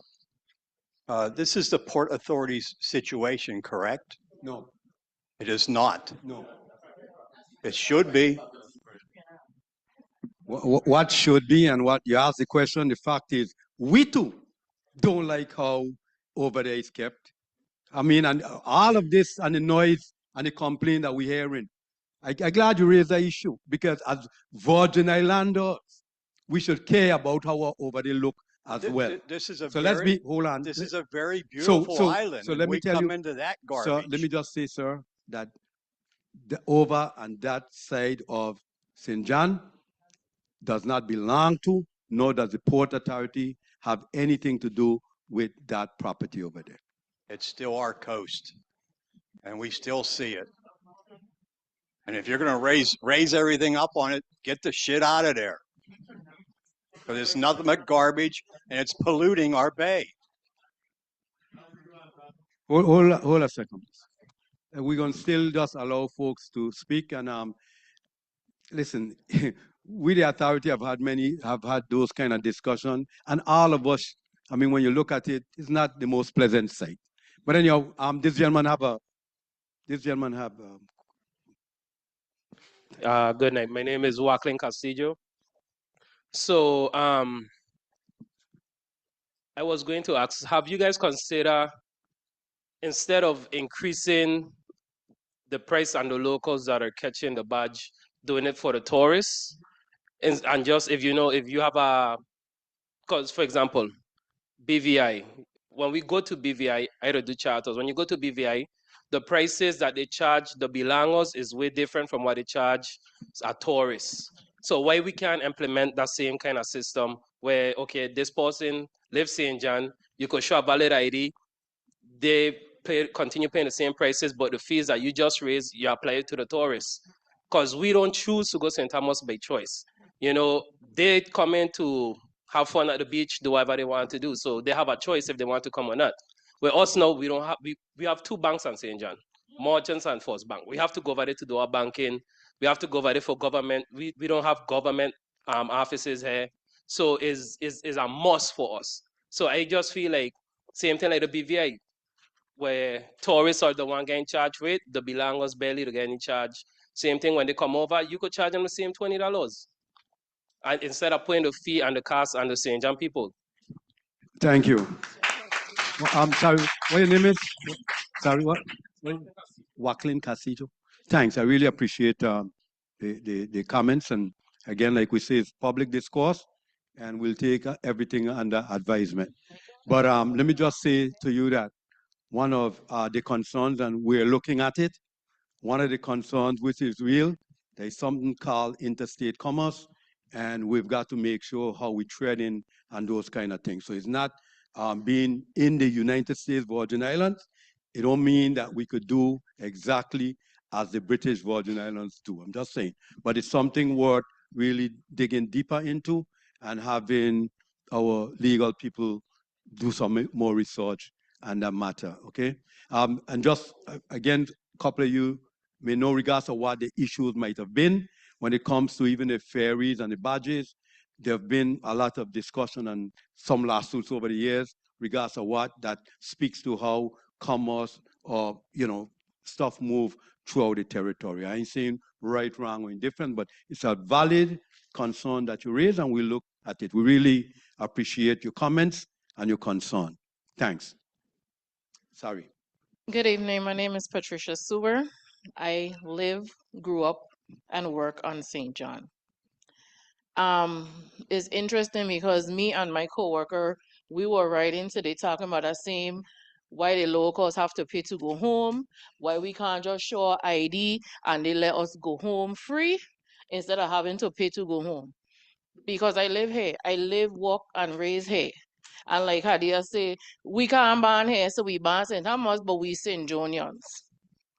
I noticed you brought up in the presentation about the government or the legislature passing a law saying $35,000 is no government employee could be making below that.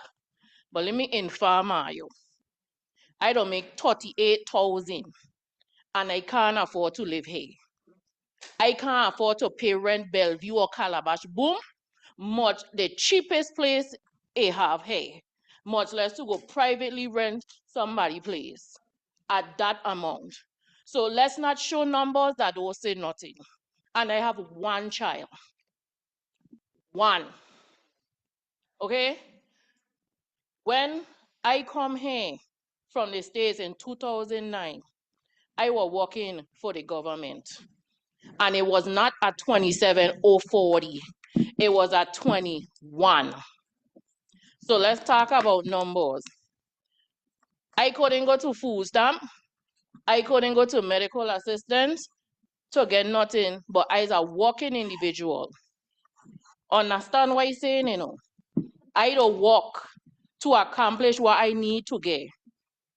But if I can't accomplish something, because my thing is a penny more, I cannot get the services from the government. But I am one of your employees. So if I is a government employee, you are a separate entity from the government, right? You don't get allotted a budget. Think about if I can't afford based on what my government giving me. You ain't getting it, you got to get it from someplace else. Why is it the first place the local people? First of all, I is one of them want to go once a month to shop. I can't afford to go St. Amos every week, every time. My appointments got to be coincided with shopping, medical, dental, mother, father, sister, brother, and everybody going in the same car. Because I can't afford 2 and 3 cars, not with the insurance rates. So when I want to say, on that 12, my son is 12. So I ain't got nobody who I don't have to pay for. And in the past month, Katko attest to it, I've been to St. Thomas under badge more than 5 times in the last 2 months. So I do not agree with charging each person in a vehicle. And nor do I agree with paying parking in the parking lot down there, because we just talking about going to the post office. There's also the clinic. There's rest. We want to go Cruz Bay too and sit down and have lunch in high tide. I want to sit on my nail and chat nonsense while I waiting for my food, whether it's 30 minutes or hour. But must I have to suffer those things, the social life, as they will say, because I can't afford to pay for parking? I just saying, let's look at the reality, because nobody will sit down and say, well, let's assess the household and see what people actually make as an individual. One individual. Okay? And nobody never come and say, okay, we want to do some things in the community. What's your household income? I am not my household. I am one individual, and whatever I make working my job is what I don't make. But we don't assess those things. We just go and look at what's out there. Okay, because they're staying overnight and going St. Thomas, I must suffer because they don't want to go come home and move there so other people could park.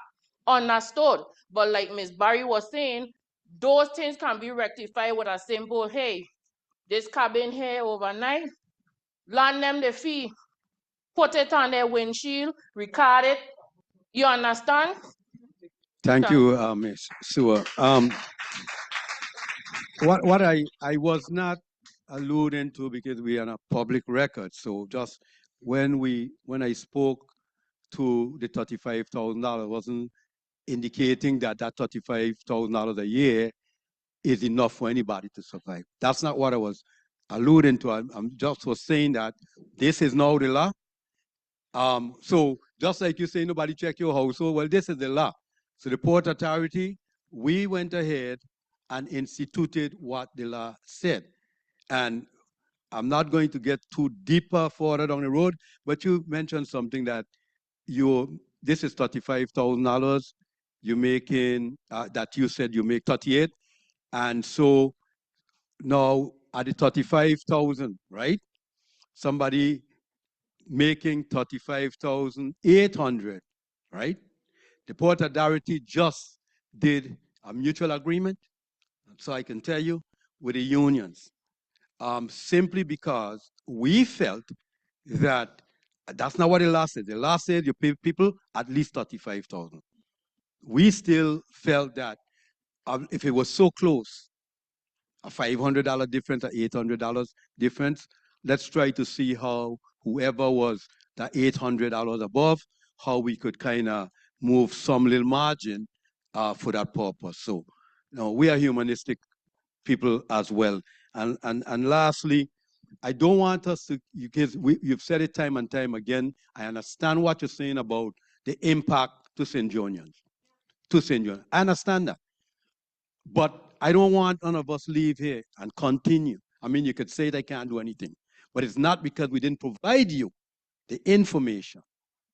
And when I told you early on, and you see what we went after or with the cruise ship people to discuss and have them pay increased fees throughout. So I don't want you for 1 minute, for example, that cruise ship that's going to come up here, they too receive an increase in to the Port Authority. So I didn't want us to continue saying these kind of things. So the tropical shipping of the world, Crowley, whoever, so this was certain fees were passed on to them as well, because the Port Authority, which you could care less, but we have to, the size of the containers and the amount of stuff, goods they're bringing in here, there is issues with the draft and how they sit down at Cruz Bay. So that has to be dredged. So in no uncertain terms, we've talked to them to telling them that you too have to pay some increase in some fees. So I don't want us for 1 minute, and I understand you, what's happening, what you're saying about how exorbitant or it's hard, I understand loud and clear. But for us to say that, well, it's only, you will put in this kind of board only on St. Johnians, that's not a factual statement, because I've already said to you and illustrate to you what we are collecting from the cruise ship passengers as well. Hold on. Sorry. Which one? Yes, ma'am. Hi, good evening. My name is Imani Daniel, delegate to the 6th Constitutional Convention, and I'm the chair of the Finance and Public Services Committee. So I'm very curious about how we ended up at this decision. And so if you'll indulge me, or actually, is there anybody here on your team who is part of the finance team for Port Authority here tonight? Thank you. And feel free, either of you, to answer, because I'm curious about the decision making that got us here. And so if you'll indulge me. And so is it true that the financial analysis that led us here was based on an average of the 2022 to 2024 numbers? So could you just help me understand what the financial analysis did cover and what numbers were factored into the consideration?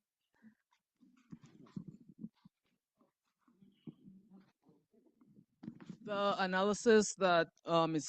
Gaffing was referring to, all we did was take the average of the last 3 years and to determine what the revenue would be if we implemented that $3 or whatever the fee was. That's all we did. Got it. So that did not include the 2025 increased revenue. No, we Right. just indicated if we increase the fee based on the activity for those 3 years on an average, what revenues would have been generated. That's all we did. Right. But 2025 was an anomaly compared to the last 3 years, right? It was because the previous years, the Port Authority experienced losses. And 2025, you actually experienced a gain. Yes. Right. For And the, so, for the first in about 4 years. right, because of COVID, most likely. Because of COVID, yes. Right. And so because we're dealing in facts tonight, do you not think that that fact or that change would be part of a better consideration, It was taken into consideration. but not into the calculations? Yes, but we didn't use those fees for the calculation. I'm sorry, could you clarify that last statement? I don't understand. You didn't use what fees in the calculation? You asked me about the last 3 years and COVID. No, sorry, I was specifically asking about 2025 because it sounds like you all did a fantastic job in 2025. And so for me, that has changed the circumstances. So if you were using 2022 to 2024 to come up with the idea that you needed to increase fees specifically for St. John, but 2025 told a different story, the question is, why did you not Well, do another? 2025 was only up until July. We didn't have a full year of 2025. And the revenues, our financials that we reported are only for a specific period of time. The fiscal year didn't close at the time. And we also have a lot of capital projects that we use the funds to pay for. No, I understand, but it's just remarkable that by June you were already up by 5 to 7 million. I don't actually know, and it's okay because I will be at the St. Thomas meeting, so I will do my homework and I will know by tomorrow, which is why I'm trying to understand what numbers were used. And so we agree that we did not use the 2025 numbers when you all had record gain. We were using the lost numbers, which justified raising the fees for St. Jonians. Is that correct? Well, that's a direct question because I do have a follow-up. So that I just want to make sure that we're all on the same page here. What Ms. Penn said to you is correct. Okay, thank you. The second question, because it seems like you are looking for possible solutions that would alleviate St. Jonians and maybe generate revenue in other places. Did you consider charging for parking at the Cruz Bay Marina in St. Thomas? Hold a second, please. Hold a second. Nobody in here made a noise. Hold a second. Just for the record, the Cruz Bay Marina, while the property is owned by the authority, the Cruz Bay Marina is not operated by the authority. It's a property that's leased out to a third party. What we get is rent, whatever we negotiate, that's what we get. Okay, and so just help me understand, what properties under your purview do you have the ability to charge rates at? We charge rates at all our properties. The airport primarily is that, the airports, yeah. Just the airport. I'm asking for a list because I'm trying to help you come Okay, up with well, solutions. We'll provide you the of list. Where, yeah. What? Can I?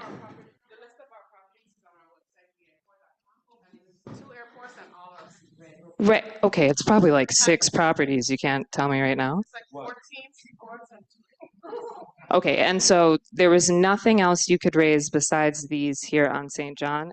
Because I'm really trying to get at the specific raising of St. John because they feel very singled out. Now, I'm a St. Thomian, so I don't want to speak for the St. Jonians that are in the room, but I think you're hearing the emotional response of them feeling singled out. And so as a St. Thomian, what I'm trying to offer you is that you could just charge us. We have other places to park, you know, they don't. And so that's what I'm trying to like give you an offering I while appreciate you're in it. St. John. I appreciate it. But just again, the facts of the matter, it matters. And so I just spent some time saying to, I think the previous speaker, whoever, that you ask about what else or properties we have in St. Thomas or what we could do. So this parking fee, this stuff that we're discussing, in terms of getting new revenues, it's not isolated to St. John. I told you earlier that the cargo facilities are part. The cruise ship industry are a part.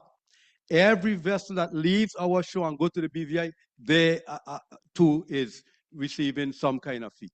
So, can I speak? Can I speak, please? Can I speak, please? I allow you to speak for a long time. Okay? All right. So all I'm simply saying is other facilities, other in areas of the authority, in fact, pay us. So the next person, please, and I'll see you in St. Thomas. Good. Yeah.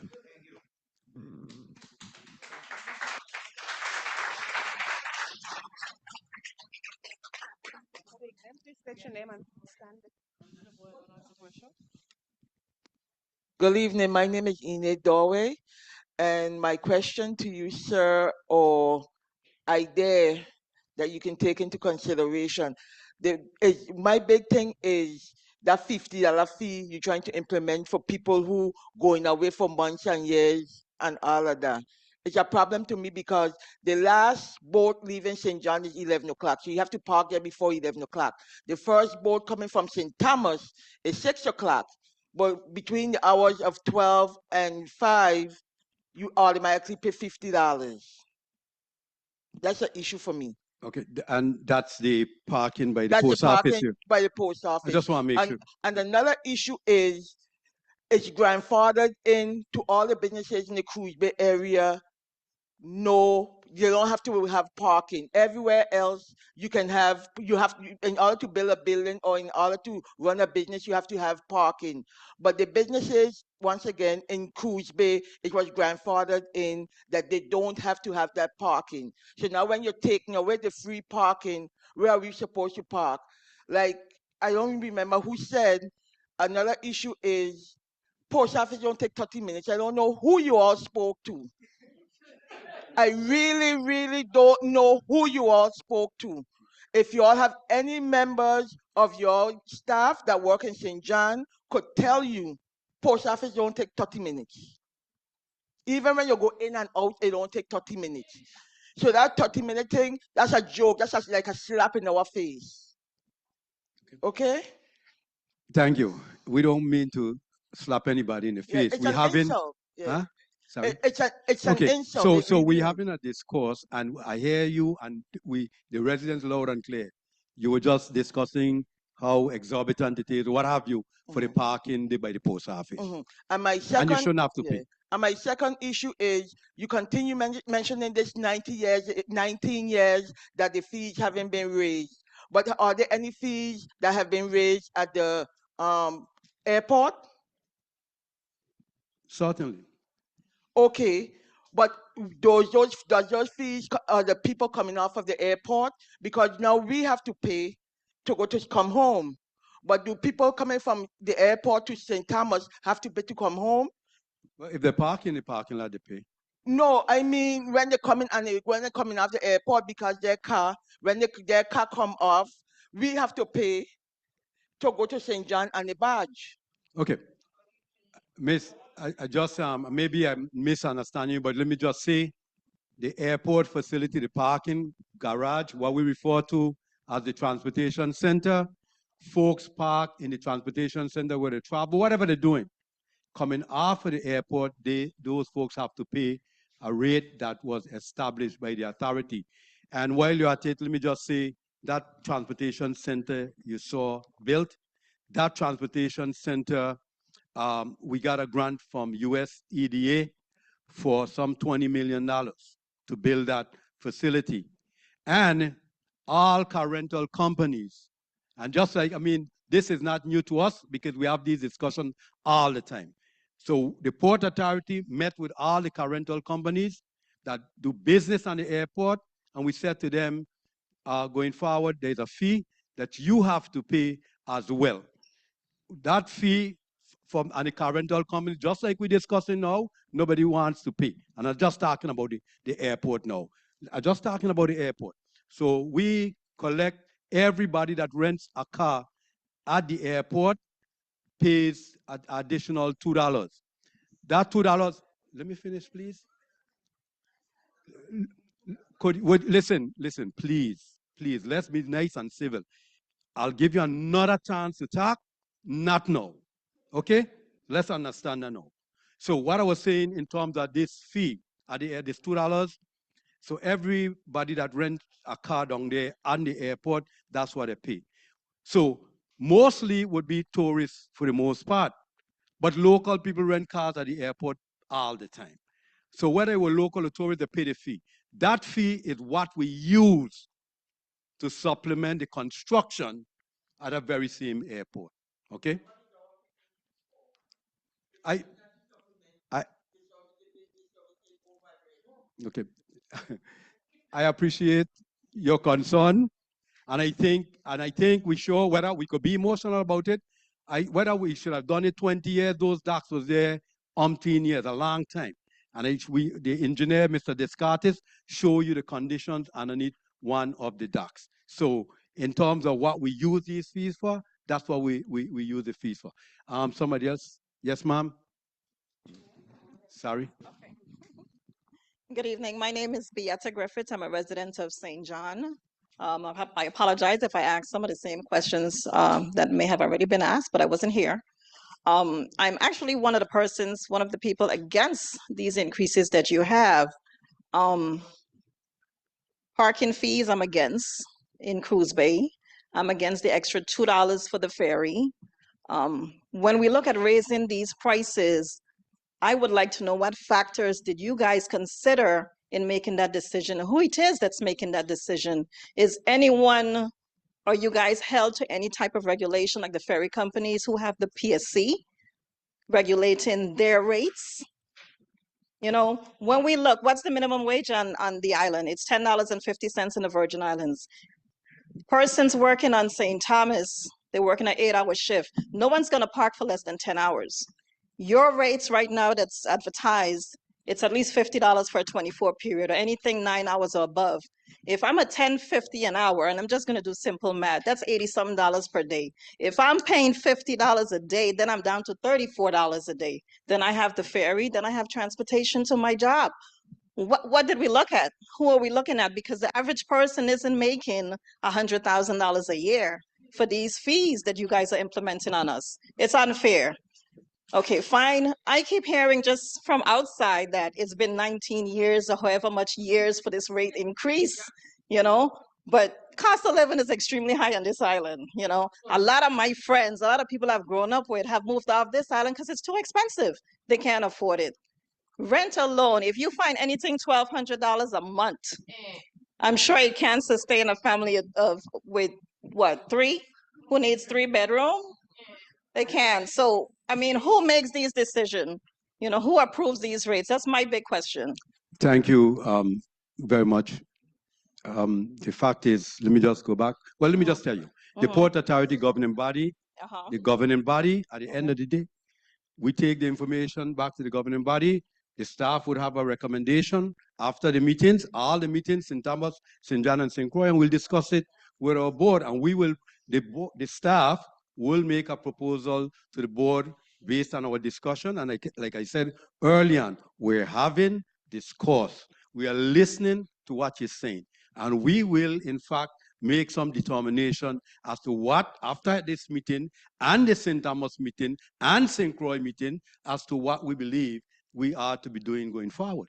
Okay. That's how the decisions are made at the authority. Okay, so we're raising fees, right? So what plan do you have in place? What are you going to bring to the table for us? We have the dock here on St. John. And as far as I'm aware, that there's a bathroom facility there, but it's not open till closing. Our ferries run, the first ferry from St. John is 6 a.m., the last one is 11 p.m. There's no bathroom facility there on the ferry dock that's fully operational for the hours that it's running. There is no generator. If current goes, you're in total darkness. So what are we doing? What are these fees going for? Who are they going for? Who are they going to? Who's utilizing them? Thank you. And yes, you were outside, but we did. No, I mean, no, I'm not being funny. Outside, you know, No, I I'm was saying you were outside, outside. So we did address the generator issue. We have a new generator that's going in down there that would power the place. That's what you asked. So that's why I meant when I said, well, you were outside, that's all. Oh. And let me, I don't want to, and you finished? No, I ain't done, but go ahead. No? Okay, you finish then. Finish. Finish. Okay. Try to wrap up, okay? All right, so when is this renovations gonna happen on Cruz Bay Dock? Is there a proposed timeline? Because right now, the ferry dock is being utilized 50%. The one half is blocked off. And, you know, so when is that gonna get fixed?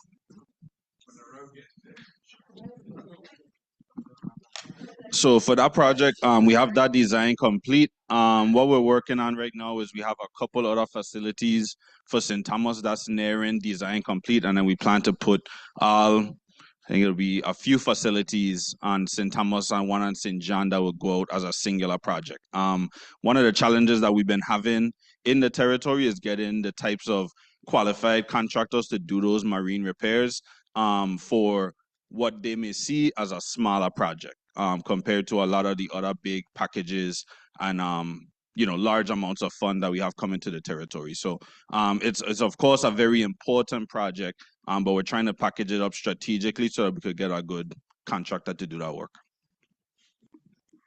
Okay, so as residents yourselves of the Virgin Islands, I mean, do you think this is fair for the residents of St. John to pay these fees? What we think is fair is the discussion we're having. And I'm that's just what, saying. what is fair is we came to you and tell you, hey, it's what we think, what we're proposing. And we're listening to you, and then we'll come up with what we believe ultimately is reasonable or fair. Okay. That's how this process Okay, works. so as a resident, let me just go on record to say I think what's happening is you're either trying to keep people out or you're trying to force us to vacate Okay, the island. thank you. Okay, thank you. Sorry, hold on, Monifa. I made a couple notes here, right? And yes, you were outside and I spoke about this, and we could be emotional as we want on the subject matter. But I go right back to say, right now, the ferries company pay the Port Authority what is known as a docking fee. I think I went at length and explained to you how the docking fee works, which is the ferry company pays $1 per foot. So if a ferry is 100 feet long, they can run the boat all day and the barge all day, back and forth, and what they would have paid us. So a ferry company sometimes make, let's say, 18 trips. And what the authority would have collected is $100 per day. I just wanted to be clear so that all of us could understand what we're talking about. But let me, hold on. Hold on, listen. Hold on, you will speak again, not now. So here's the other issue though, that I think the lady left. Okay, she's listening. And I don't expect in this setting to go down the road. I want to keep it to our discourse and our discussions. Because the lady referenced the Public Service Commission and what they do or don't do. And I'll tell you, the authority too have been talking and have had discussions with the Public Service Commission. But this is not the time, place, nor setting to go down the road and discuss anything that we discuss with the Public Service Commission. So they do their own analysis and we'll do ours. We have somebody else. And at this point here, we're going to hold you guys to the 2 minutes. 2 minutes, Julius. You live St. John, so it'll cost you when we're gone. You know too much. My name is Irene Scatley, and my question is to Mr. Dow. Are you responsible for the barge running back and forth? I'm going to tell you why I asked you so when you answer me. If we're responsible, we'll have to say yes. All barge companies have a schedule from the Port Authority. Okay. You know why I asked the question? Because when you get on them badge, anything happen on the badge, you cannot get out east, west, north, or south. Everything is like, you see how these two ladies here? Everything like that. And you need to make some kind of thing with that. Last week, 2 weeks ago, I was coming up on the badge. And before the badge get where it will slow down, it stopped. Nobody said anything. It started up again, and it was a minute after it stopped. Neither the crew nor the captain announced anything. Before we reach in where it will slow down, it stopped again, and it was just groaning, like when you have a pain and you can't get it better. And nobody said anything. But my concern, we need to have more space on the badge. Anything happen, you'll be able to get out without having to climb up over a window or a thing like that. And that's not fair. They need to look into that. Thank you very much. I just want to say though, because again, we're in a public discourse, and so normally any safety type issues, the United States Coast Guard normally inspect them and they determine whether or not they're seaworthy and whether they should be running. Thank you. Good night. My name is Carmen Hedrington.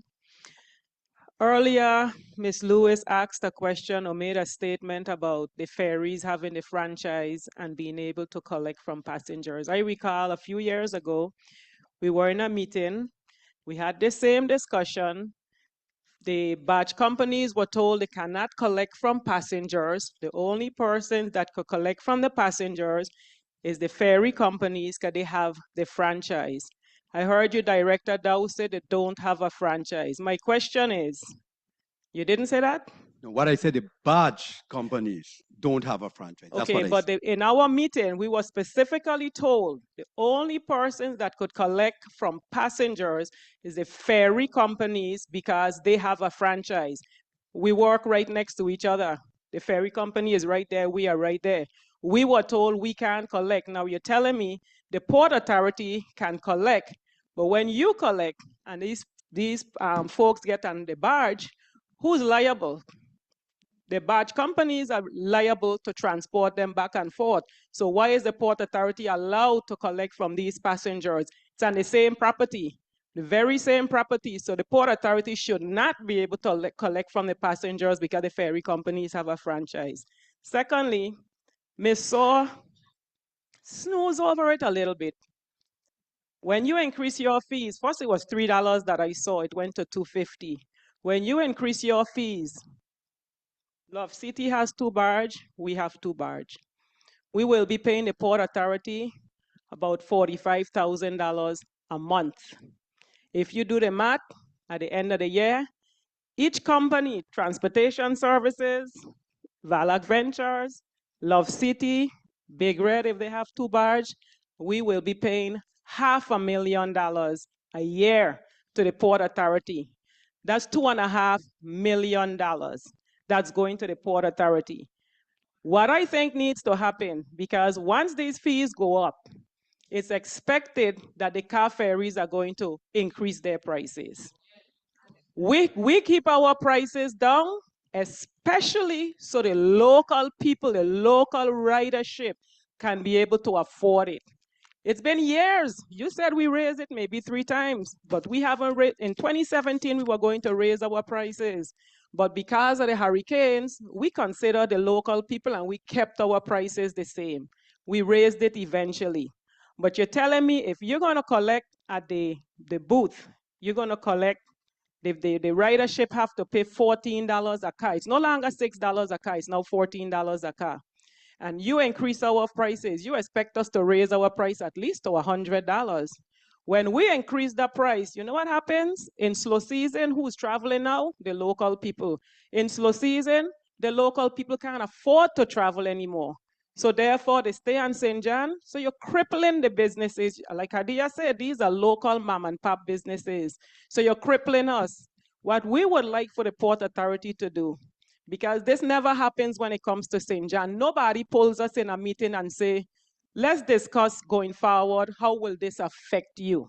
Maybe you can sit with the barge companies, maybe you can sit with the ferry companies and look at our books. When we go to the dry dock, nobody sees what we pay at the dry dock. Our last dry dock bill was $367,000.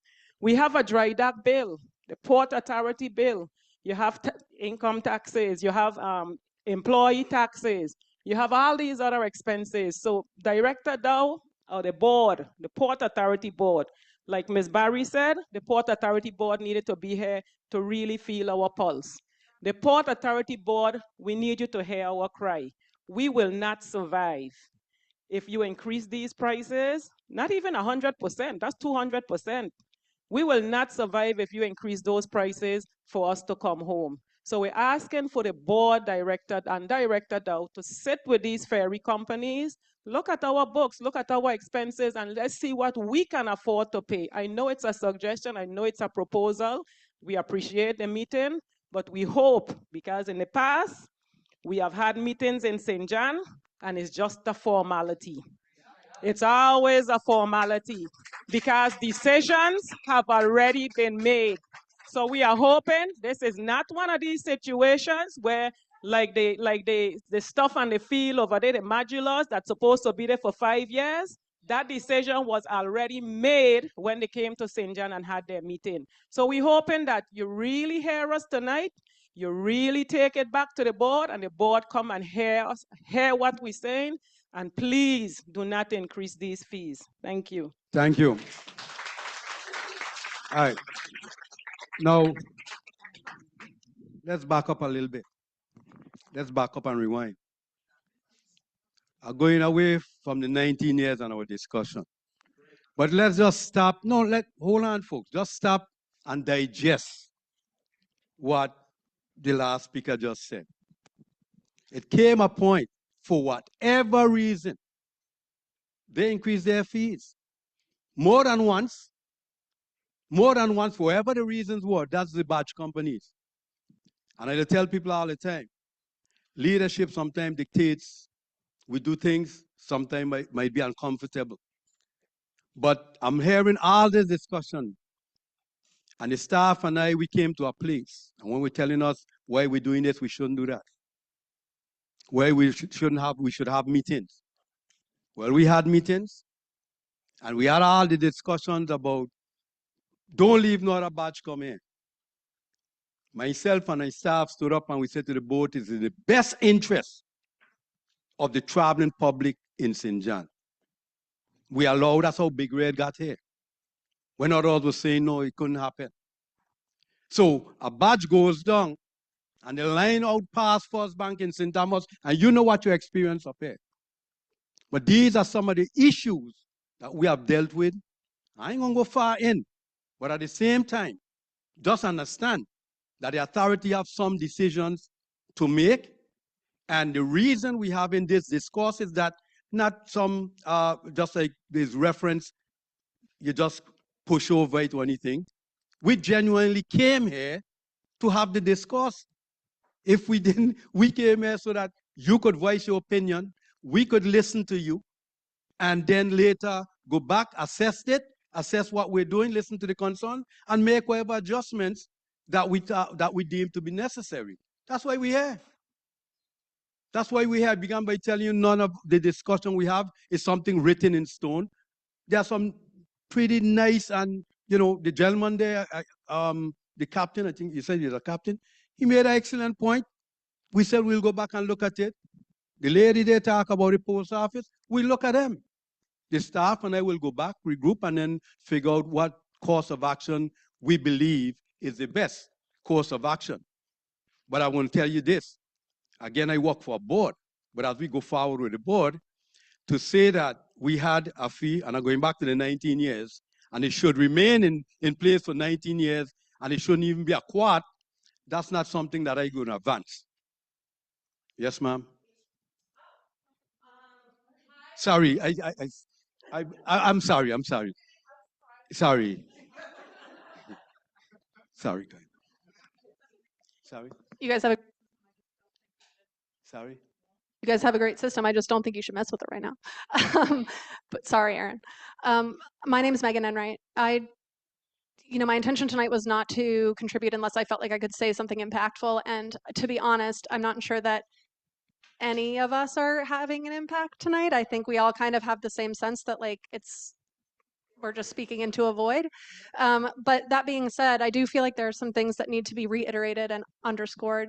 Dr. Sewer made some very eloquent points about the shamefully disproportionate burden that this will place on St. John residents. And so I just briefly first want to mention, let's talk about who takes the barge in somebody else's vehicle, right? I think that that is a really critical community that maybe has not been sufficiently recognized in your calculations. So if you're riding in somebody else's car on the barge, you may be a teen going over for a basketball game or some sort of extracurricular activity. You may be a senior who's going over for dialysis. You may be a senior who's going over for regular preventative care. You may be a senior or anyone else who's going over for chemotherapy. You may be going over for jury duty. Now, anyone who's done jury duty in this room knows that the daily stipend that you get barely covers, if it covers, your daily cost to go to jury duty. So if you're going to jury duty, probably you're trying to squeeze in your grocery shopping or your doctor's appointments if you get out early enough. You know, you're trying to juggle. We're all trying to every day make sure that we can make our barge trips as cost effective as possible. You may be taking the car barge in somebody else's vehicle if you can't afford a car. You may be taking a car barge in somebody else's vehicle because you are trying to cut costs and share the burden of going over to St. Thomas. And so maybe you've scheduled appointments to coincide. I just want to underscore that that fee particularly, among some very troubling fees, is a very predatory fee on a very vulnerable portion of our community who are already struggling in very meaningful ways on a daily basis. And this is a debilitating fee. The other thing I want to say is a few times tonight you have responded to somebody's comment by saying that we really need to deal in facts and we can get as emotional as we want, but we really need to come back to the facts. And I just want to push back on that and this idea that something can't be both, because I think that everyone here tonight understands the facts, but it's also an emotional reality for people. And so to belittle or minimize the emotional response of this community is not at the expense of facts. Like, facts have been brought, but the emotional response is valid too. And I think many, many valid points have been made tonight about how important it is for the Port Authority Board to understand the emotion behind the facts that this community has raised tonight. Thank you.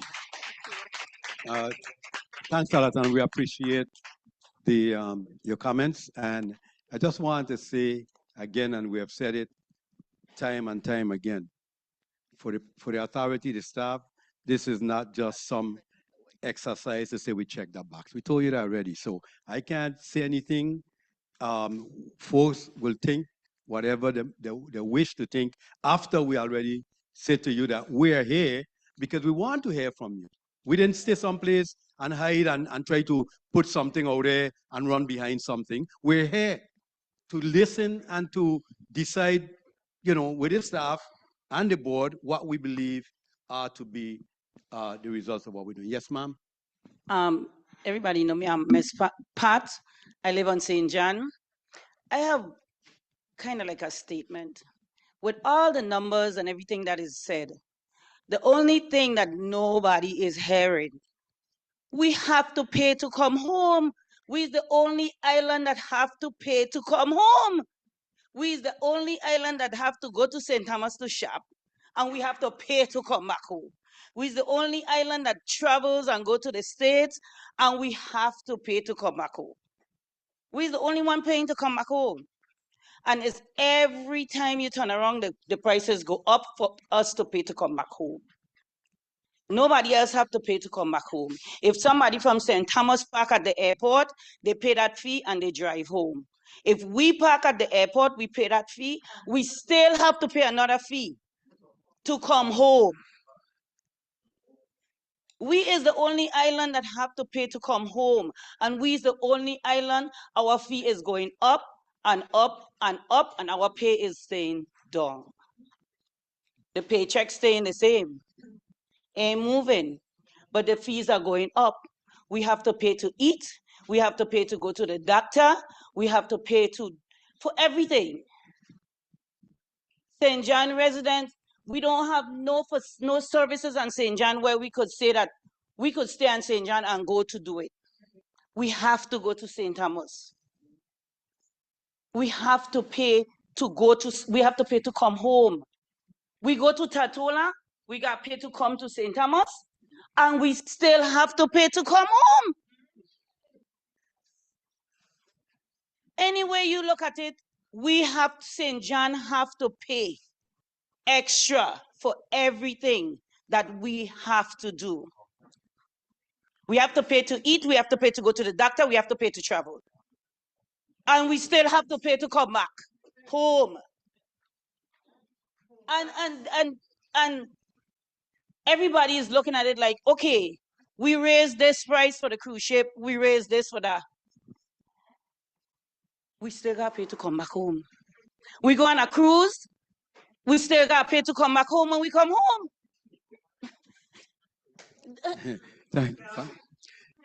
Thank you.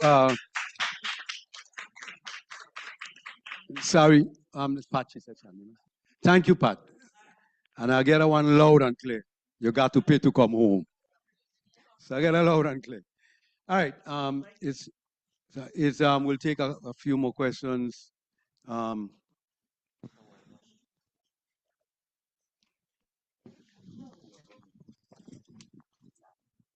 Good evening. My name is Bodicia Gordon and resident of St. John. And I just want to say that I am not against rate increases, just that do them gradually. Don't do them 100% one time. You know, the fee, $3, $4, $4.50, reasonable. The parking lot in St. Thomas, I mean, for persons parking, my sister works at the hospital. She parks a vehicle down there. A lot of people have vehicles down there. So it's going to be there overnight. And they are going to be paying some exorbitant fees. And if you're paying that monthly fee that's jumping from $175 to $250, that's a lot of money, you know?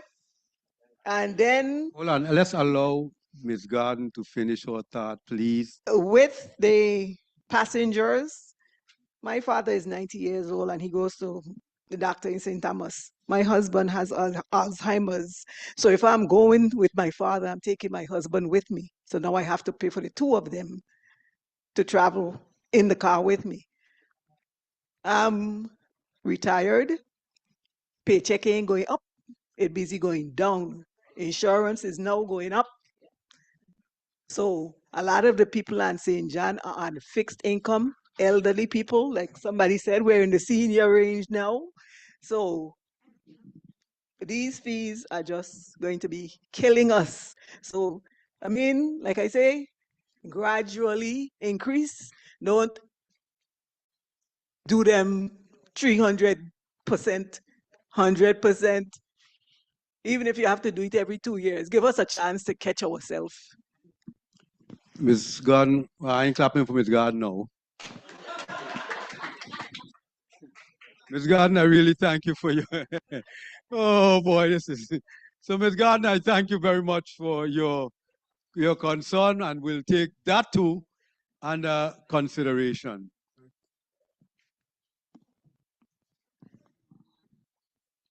Good evening. How you doing? My name is Matayam Vasharat. I'm a 30-year resident of St. John, a business owner. I can't believe that, you know, with all of the discussion here, y'all can't come up with a way to find extra revenue without putting an undue burden on the residents of St. John. You know, there's got to be a way. You talk about interstate commerce as a way of avoiding putting extra fees towards the tourists.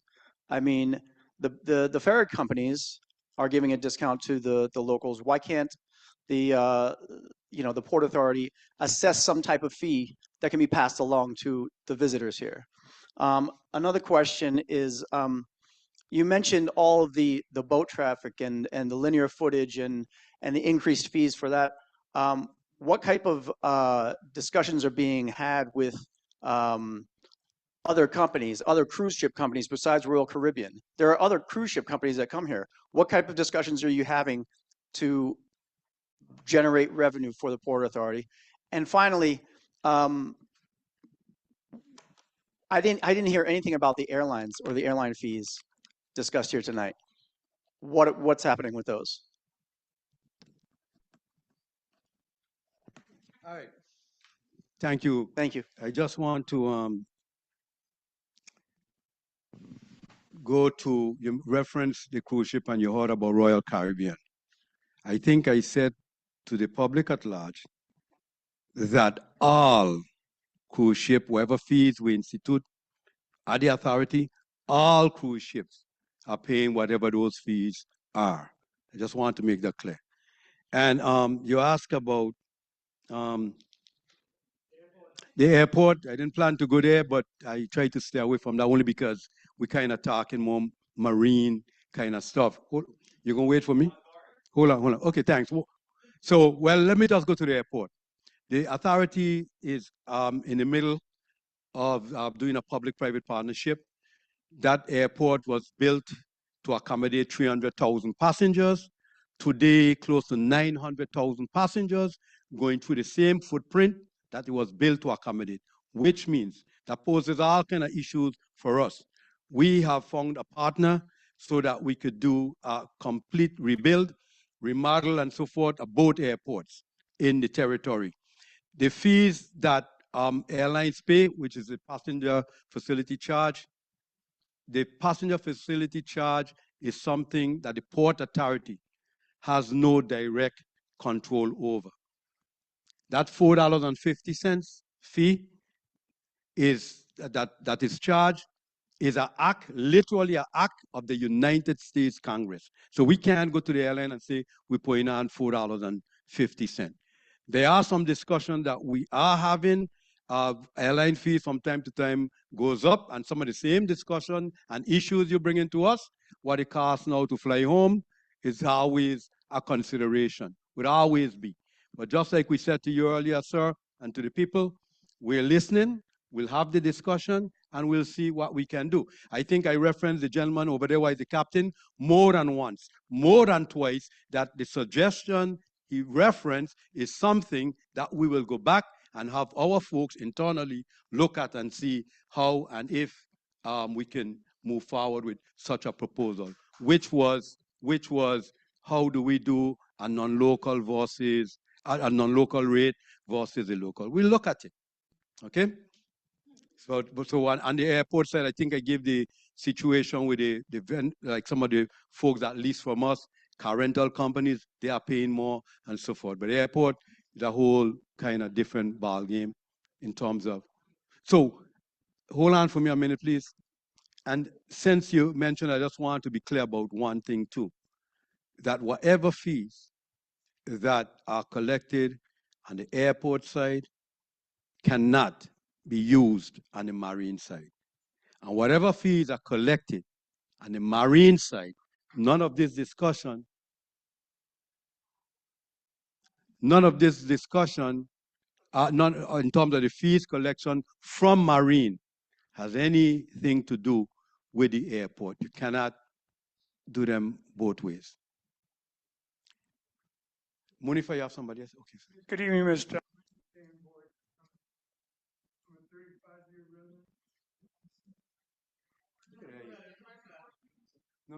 I'm a 35-year resident of St. John. You keep alluding to the 19 years ago in 2004. If I remember correctly, that was Gordon Finch was the director of the Port Authority at that time, and that fee started over in Red Hook for the $4 was supposed to be a temporary fee. Temporary. This isn't temporary now after 19 years, and now you want to go up on it again. You know, that's not temporary. You know, this is St. John. I mean, the rich are getting richer. We're not the rich. We're stagnating here. And then the government keeps hitting us with more and more fees. We pay the highest taxes in the Virgin Islands on St. John. Now, yep, 1 second. I had a call about 3 months ago, Mr. Joey Cranston, about the dinghy docks here in St. John. Okay, after the storm, myself and Kenny Chesney's group, we rebuilt those at our cost. The Port Authority didn't give us any money. There's 2 docks there. We have one of them closed off on the south side for over a year and a half now. I called Mr. Cranston to ask about reopening it. No, we're not going to do that. I explained to him that I spoke with Captain Thomas, and I also spoke with Dilys Varlak from Varlak Ventures about why we can't use that dock. And they were okay with us using the dock. But Mr. Cranston doesn't want to open the dock. That dock is for commerce for St. John. It's for people to come in and spend money, go to restaurants and all. Plus, I'm a Livongo Key resident. I need somewhere to bring my boat into every time I come in here. If we have one dock, there's no room at all. We need 2 dinghy docks opened up, please. Thank you. Thanks. Thank you. We'll take what you just said under consideration and see where we go from there. But you need a dinghy dock, correct? 2 of them open up so that folks will come and go however, correct? Okay, and don't pay nothing. No, I'm asking you, don't pay nothing. And let's go, and just because this is a public record and you mentioned Mr. Garden Finch. So as we sit here, I would never insult none of you. I want to be clear. But at the same time, could we, from a conscionable standpoint, believe that whether we could debate the fee. We could debate the fee. But 19 years ago, that a boat, everything's supposed to just be able to come and go because you said that Mr. Garden Finch, he gone from the authority a very long time now. But he said so way back when we were building something. We collected for I mean, you know, I respect everyone. But I'm not going to be the person who's going to say, yeah, that one I'm taking another advisement. Don't pay nothing. I can't do that. Because in all sincerity, none of us should believe that with all what's going on, and there's all kind of thing we mentioned in terms of condition of this, condition of that. Those things have to be paid for somewhere. Now, again, I want to be abundantly clear that I could agree as to how we get there. But to say that we're going to pay nothing, you just wait, I have to talk to Mr. Cranston. You want a dinghy dock open now, right? So we'll revisit that. And that should open, and then you come and go, but don't pay nothing. Oh, what did he say that he gonna pay? He said he bill it. So he should. Okay, anyhow, sir. If you didn't say that you want to go, you willing to pay something for the dinghy dock to come and go? Oh, cool. Thanks. Okay, how much you want? No, is there a price? Is there a number? We'll talk about it. We'll talk about it. Good evening. Hold on. Okay.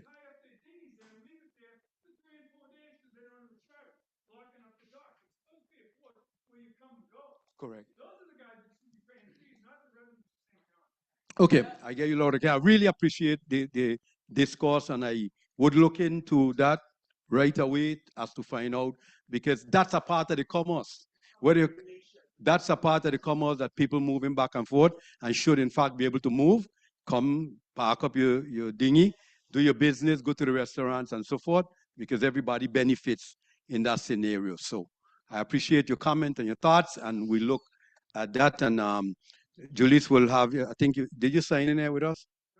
Okay, good. So we're going to make sure that at least we could get back to people as to, based on what your concern was, we will get back to you, okay? I appreciate it, sir. Anybody else? Good night. My name is Erin Leib. I'm a resident of St. John, and I'll be very brief. First, I just wanted to reiterate that the numbers should be looked at after the 2025 income and consider the fee increase. Just want to reiterate that again, because I think that's a huge gap in data, and it's very important to look at that before we increase our fees.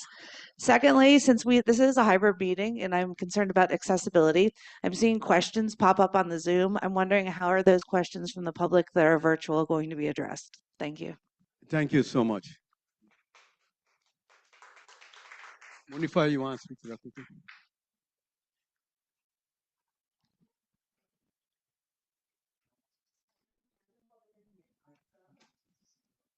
Did answer some of the questions, but because I'm circulating the microphone now, I can't do both at one time, but I will respond to them.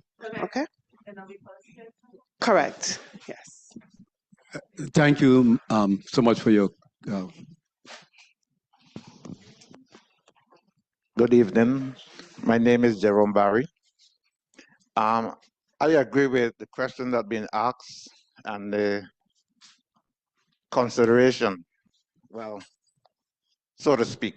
But I have a little twist to everything that being said. I am a owner of a private boat, and I doesn't have any place to park my boat when I take it out and bring it back. So I would like to know what can be done with that to accommodate me with my boat. When I go out and come in, I doesn't have any place to park it. And I also have a suggestion. But I would like you to answer me before I give my suggestion. No, well, I listened to the suggestion because I really don't know outside of the docks that we have. Okay. I alluded earlier to tell you that one of the things we really want to do is clean out, dredge that little area there by the right by what is it, Joe, the barbecue place. Right by the creek. We want to dredge that little area. It's very shallow there, so couple boats can still park there. It's a challenge for anybody try to get in there before they ground the vessel. But that area we want to clean it up and do some dredging there. I don't know. You know, you could help me. Okay, I have a suggestion.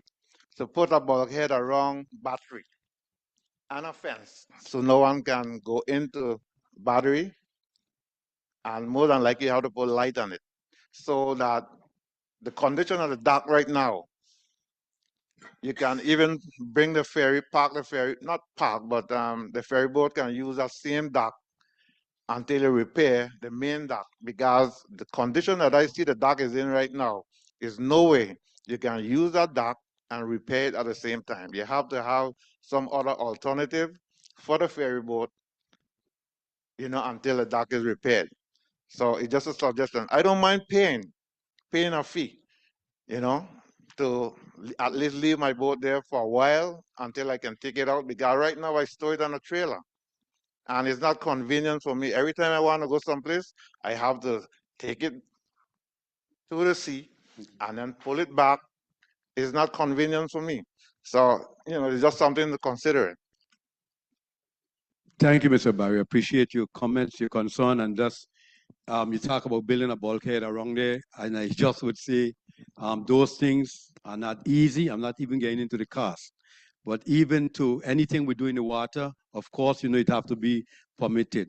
And depends on, it has to be permitted. And not just CZM permit, but Army Corps of Engineers permit, depends on how much or how much work we're going to do. So that's not, something that we could do overnight. I've been frank with you in terms of that. If it's something that our engineering folks could look at and plan for, that's what I can tell you. Correct, and that's why I'm saying that it's something that the staff will look at. I didn't think on going around the Battery. You raise an issue, and we will see the feasibility of us executing on that. And the other good thing I appreciate that you said, you just didn't want us to find some place for you, but you also said that you're willing to pay something, and that's commendable because it's a part of what we would have to do. So I appreciate that, Mr. Barry.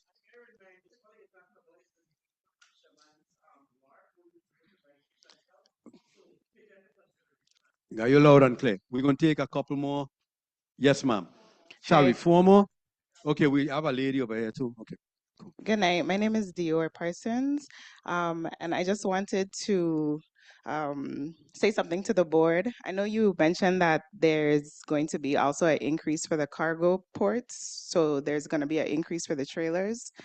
So I just want the board to consider that that burden will also fall on St. John residents, because often they pass on those additional fees to St. John. So for me to get my goods that's in this trailer, or for me to get a trailer to St. John, I have to pay the trucking fee and any additional fee, including port, goes on, the burden is passed on to the St. John residents. So just please consider that because that is going to be an additional burden in addition to the passenger fee.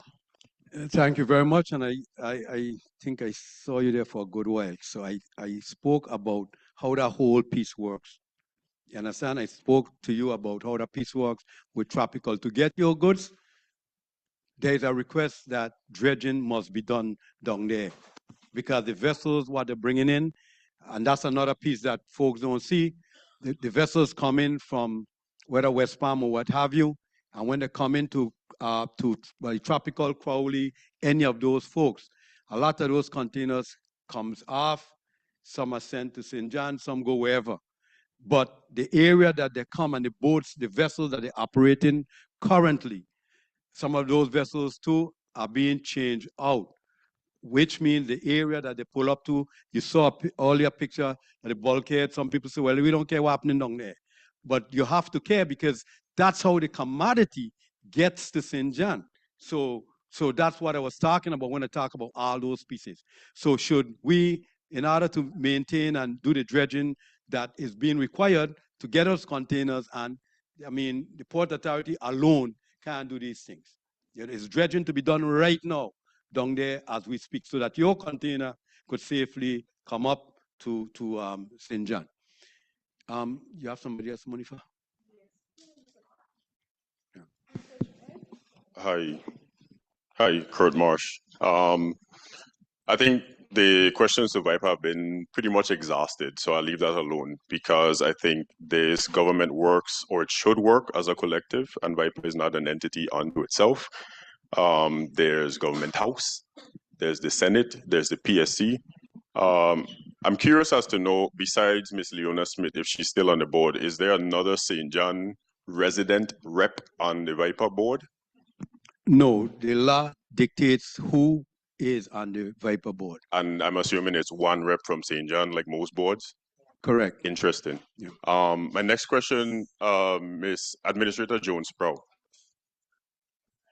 Is the governor only trying to illegally push marinas forward and down the throats of the people of St. John, or is he actively involved in these conversations? Because we've been talking about port fees, we've been talking about the gravel lot fees, all of this St. John been belaboring for 8 years and before him, and we hear a lot about it. But we're hearing a lot about marinas that circumventing processes. So is the governor actively involved in these conversations, and should we expect anything from him?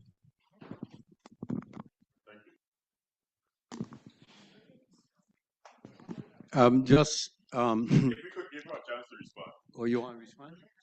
Sorry? Sorry?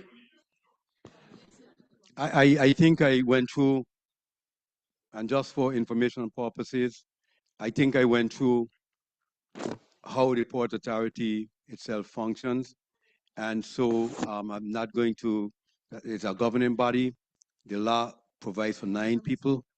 Of the 9 people, 4 are constituted by the mayor position that they hold in the government, which would be a commissioner of public work. By law, it's automatically on the ports board.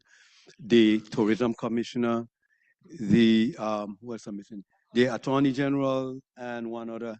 And whoever is the chairperson of economic development by law, those 4, then the governor picks 2 from St. Croix, 2 from St. Thomas, and 1 from St. John. That's the law. So if the legislature, whoever deems that is necessary to change it, the Port Authority board will set who is on the board with them.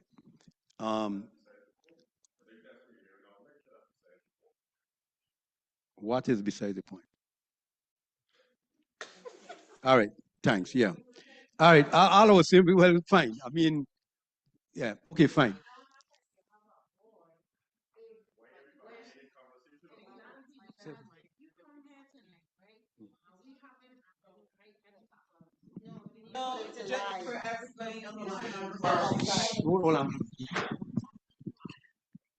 If we having a meeting here, right? We having a town hall meeting. Let the lady speak. Let the lady speak. Let the lady speak. Penny Lambert, we are having a town hall meeting, right? And for the majority of us in here now, and I was outside earlier that couldn't be in here, right? Your attitude is this.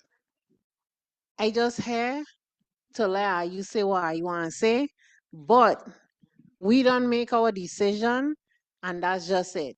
And maybe it ain't true, but that's the vibe that you giving off to us. You know, it's like we have one parking lot on St. John, one. And when you say, okay, you know what, we're gonna make this a paid parking lot.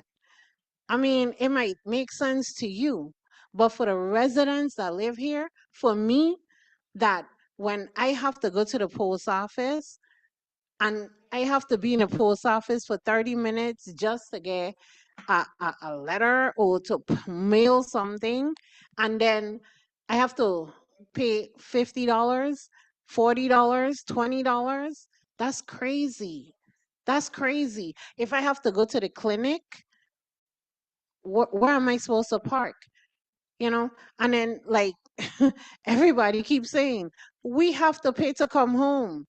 I have to go to the dentist, right? I have to go to St. Thomas. I have to go to the doctor. I have to go to St. Thomas. I have to go to St. Thomas at least once a month. You know what I'm saying? I don't make enough money to pay the bills that I already have. But then you want to bring more bills on us, and then you saying to us, because basically you guys are just ramming this down our throat.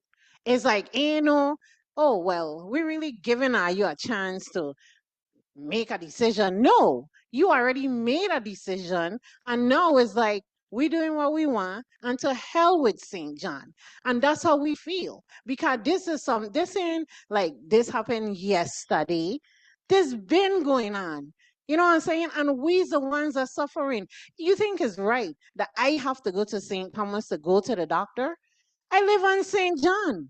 I should be able to get services up here. I shouldn't have to spend $65 to get on the barge to go to the doctor and then turn around and have to pay money to come home. That's crazy. You know, and for I mean, I this is why I really didn't want to say, because this is really annoying me.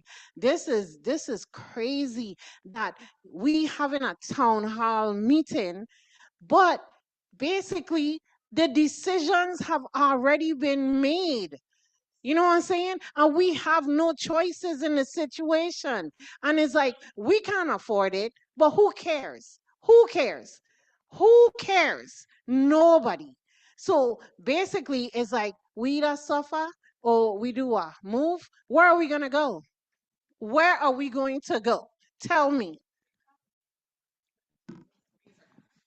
Let me again reiterate, and I've said it, and I can't control what anyone would believe.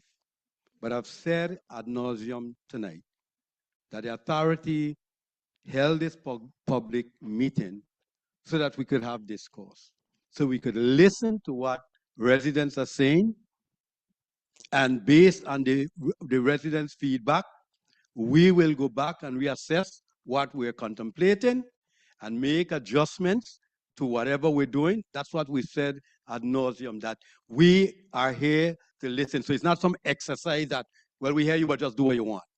Then there was no reasoning or no purpose in coming. We said that we have said it several times. So I can't make you believe anything other than what any one of you might, except that all we're saying is we came here to have a discussion. And I think I even went as far, I think about 2 or 3 times. I don't know if you're in or out. I point out one suggestion a gentleman gave. I listened, the lady here talk about the parking lot. The lady right in front, she spoke about the parking lot, the difficulties. I can't do nothing in the post office in a half an hour. We hear it. So we will take all of the discourse under consideration. Okay? But don't forget, where Ms. Garden, she gone? Oh, Ms. Garden left. Ms. Garden, too, we taking what she's saying into consideration too, which is, well, we believe it too high one time. Maybe there ought to be something lower someplace. And that's a reasonable, at least a discussion to be had. So we're not here to say, this is what we say, and that's what we do. So anybody who feel away, I'd like to tell you is that's not our intent. We came to listen, and based on the interaction that we have had, so that we could make whatever adjustments that just not myself, but the staff and the governing body deems to be appropriate. That's what we said.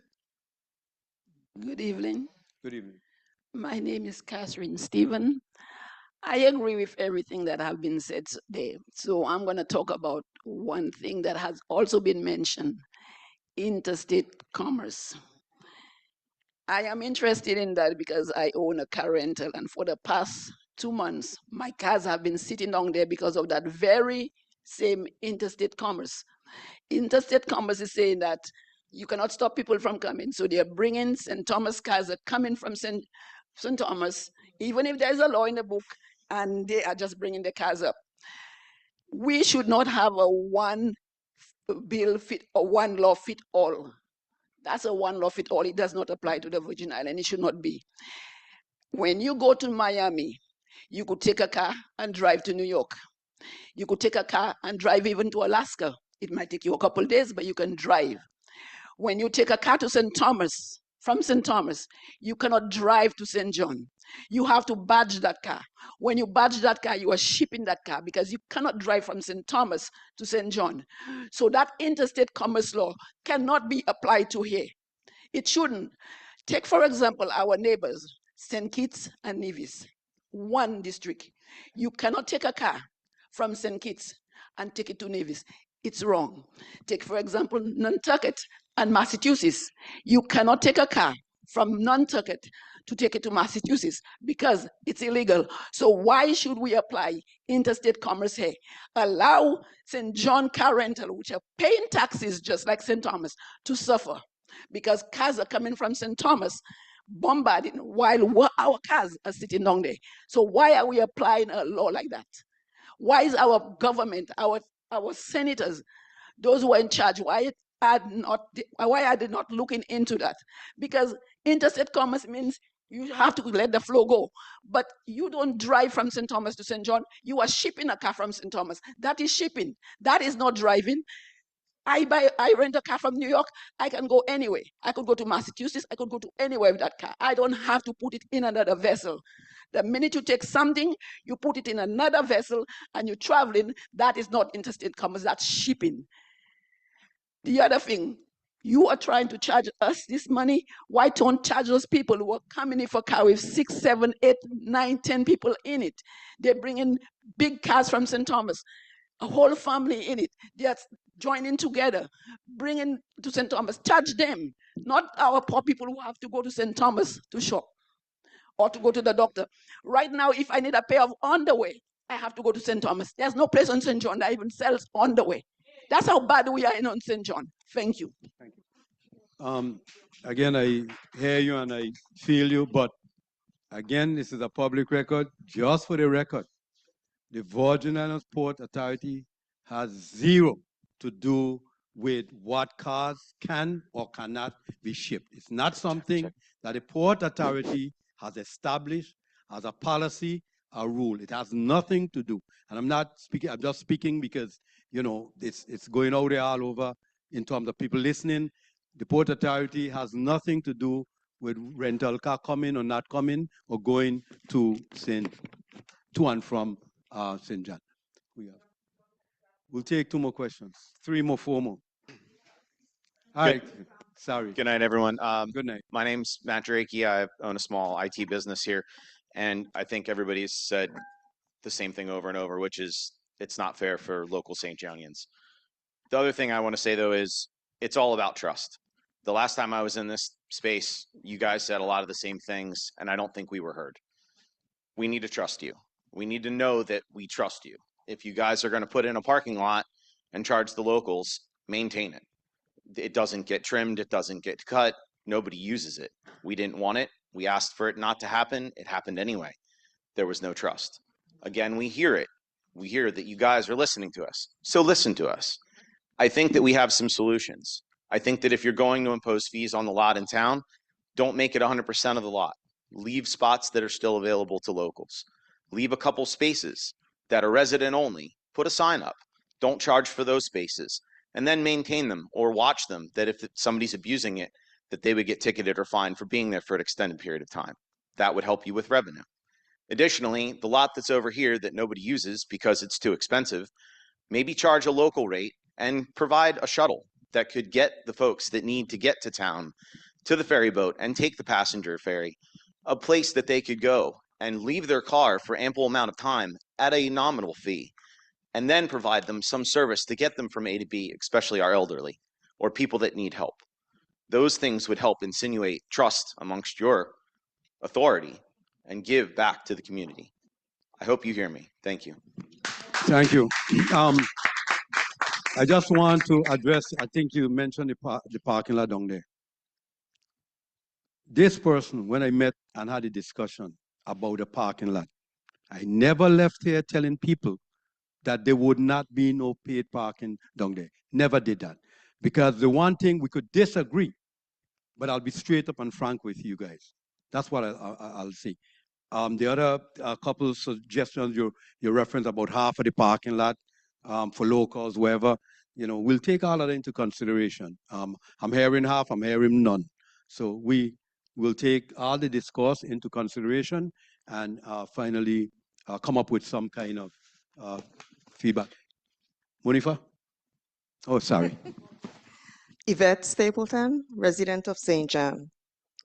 I noticed on the pamphlet federal grants, but only 3 were mentioned. And for the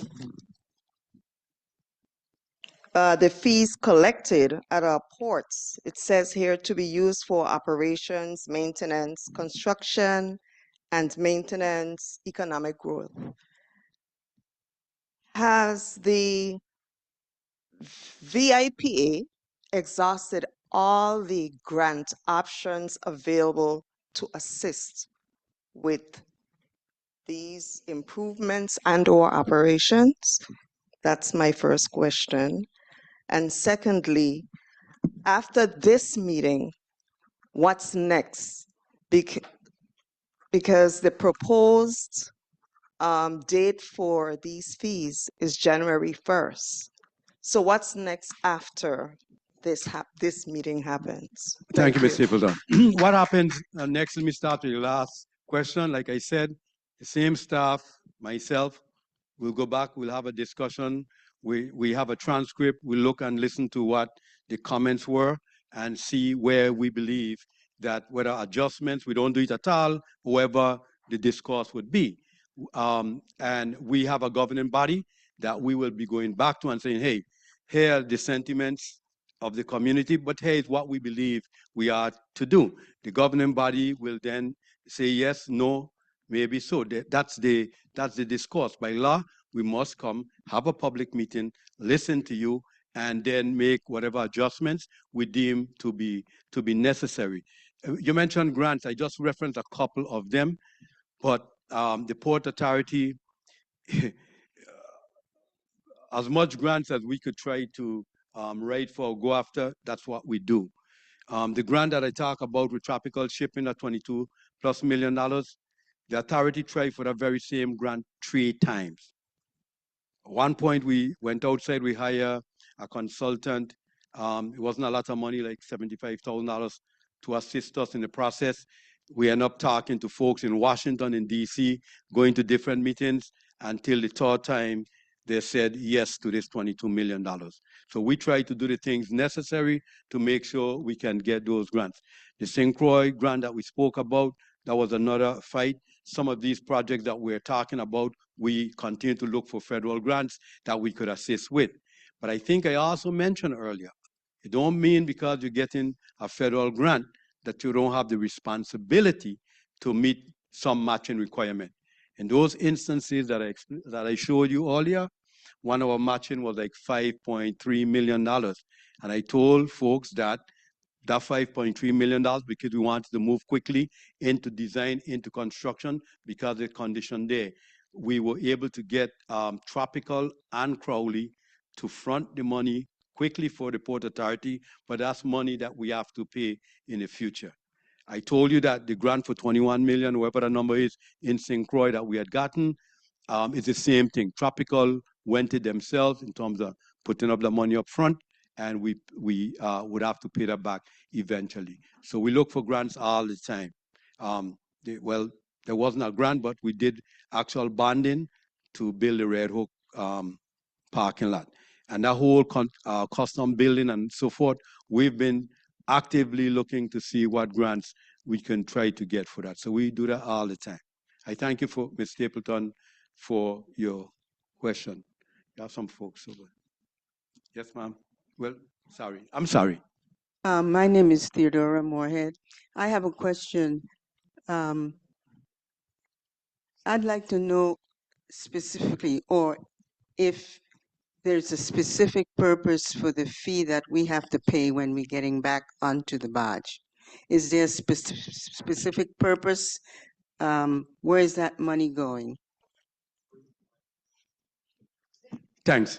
Okay, just like I think I tried to explain earlier, the revenue that we collect would be going towards some of the projects that we listed. For example, we showed you the underground. We're doing that design right now.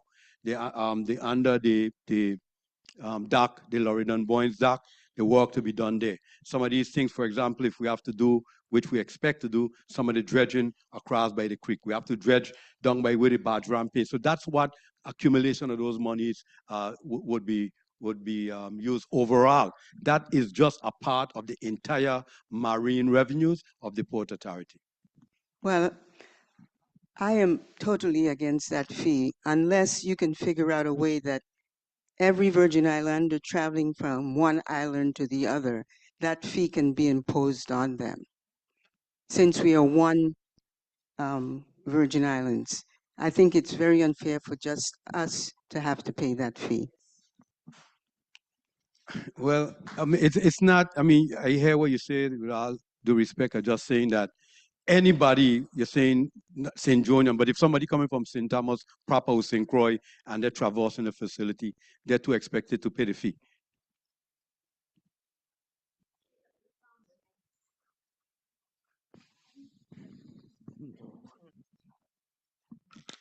Good evening. My name is Carol Bekowitz. I've been a resident for over 30 years. I think all of the questions that have been asked here tonight have been very valid questions, and I think all of the suggestions have been very good suggestions, and I do hope that they're heard also. I was actually just getting ready to leave because I don't know about anybody else at this meeting, but I am now going to walk to my car and pay $20 to have come to this meeting, and I want to leave before it becomes 25. So Wait. I just want, for my own edification, that $20 fee here in St. John? I drove around for 20 minutes. Here in St. John, you're I talking? drove around 20 minutes in St. John trying to find a free place to park. Speaking to the mic. I drove around for 20 minutes trying to find a free place to park, which there are very few, but we always have hope. So after circling for quite a few number of times, I decided I would bite the bullet and pay for private parking. So that private parking is going to cost me $20 just to have been to this meeting. And it could be more if I stayed longer.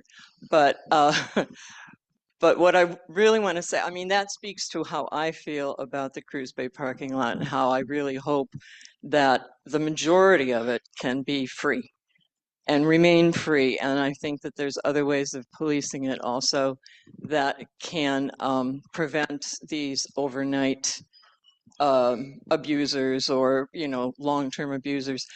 But what I would like to say that has not been said here tonight is the one thing that has been bothering me a lot is that it's coming up to tourist season again. And because of the condition of the ferry dock, which it's great that we have a larger ferry dock. I think everybody appreciates that it was, or ferry dock building, that it was increased in size and we have facilities and I really like it.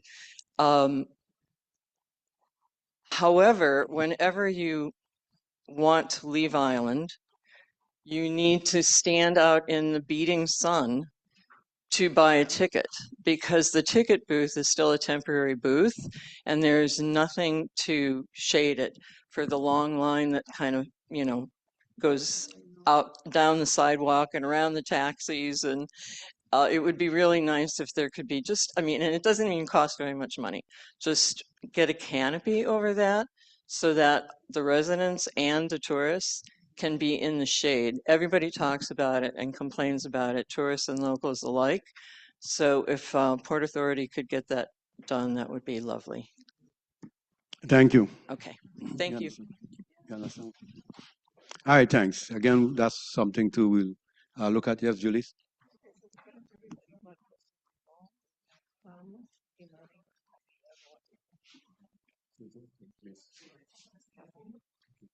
Ms. Gaffin? Yes. Please, we're going to do 2 minutes. Please come. Miss Money, that's the name, sorry. Somebody already asked a similar question. Okay, so, and Dr. Sua, you said? Yeah. Okay, all right. Good evening again. Thank you for letting me come back. The 19 years, the question is not about 19 years. The question is, what is the total sum of money you have collected over those 19 years? We have heard no totals of the amount of revenue that has been collected off of St. Jonians at all. And one of the things I've asked for the past 2 weeks from Port Authority is to have the documentation that I know your excellent accounting department has, showing real revenue and expenses for each one of the facilities in Red Hook and St. John, so that we will be able to know that you're telling us the truth on how expensive these things are and how the revenue that you're collecting is not covering the costs. Because nowhere in your presentations are you referring to the amount that the barges and the ferries are paying, that it's going to go up to $500,000 a year. Where does that money go? The other thing is we've talked about is how unfair this is to St. Jonians, and what has not been addressed is what other fees are there in Port Authority that are paid by residents rather than by the cruise ship, tropical shipping, or the airport. Who else pulls it out of their pocket to go home? There are no other rate increases that impacts individual people. And I think part of what we are feeling of the unfairness is that these are fees that only impact us. And there is no corresponding fee that impacts a St. Thomian that has to pay out of their pocket or a Cruisian. And some of the fees that you chose not to increase, for example, the fee that the tourists pay coming from the cruise ships at the creek did not go up from $7 that the taxis pay. Why not? There's an opportunity to raise rates that we personally would not have to pay. You just raised cruise ship fees for St. Thomas boats, but you chose not to raise those fees for the Cruisian boats. Why? Why didn't you raise them at least $1 or $2? How many years has their fee been the same? Thank you. Next. Oh, no answers?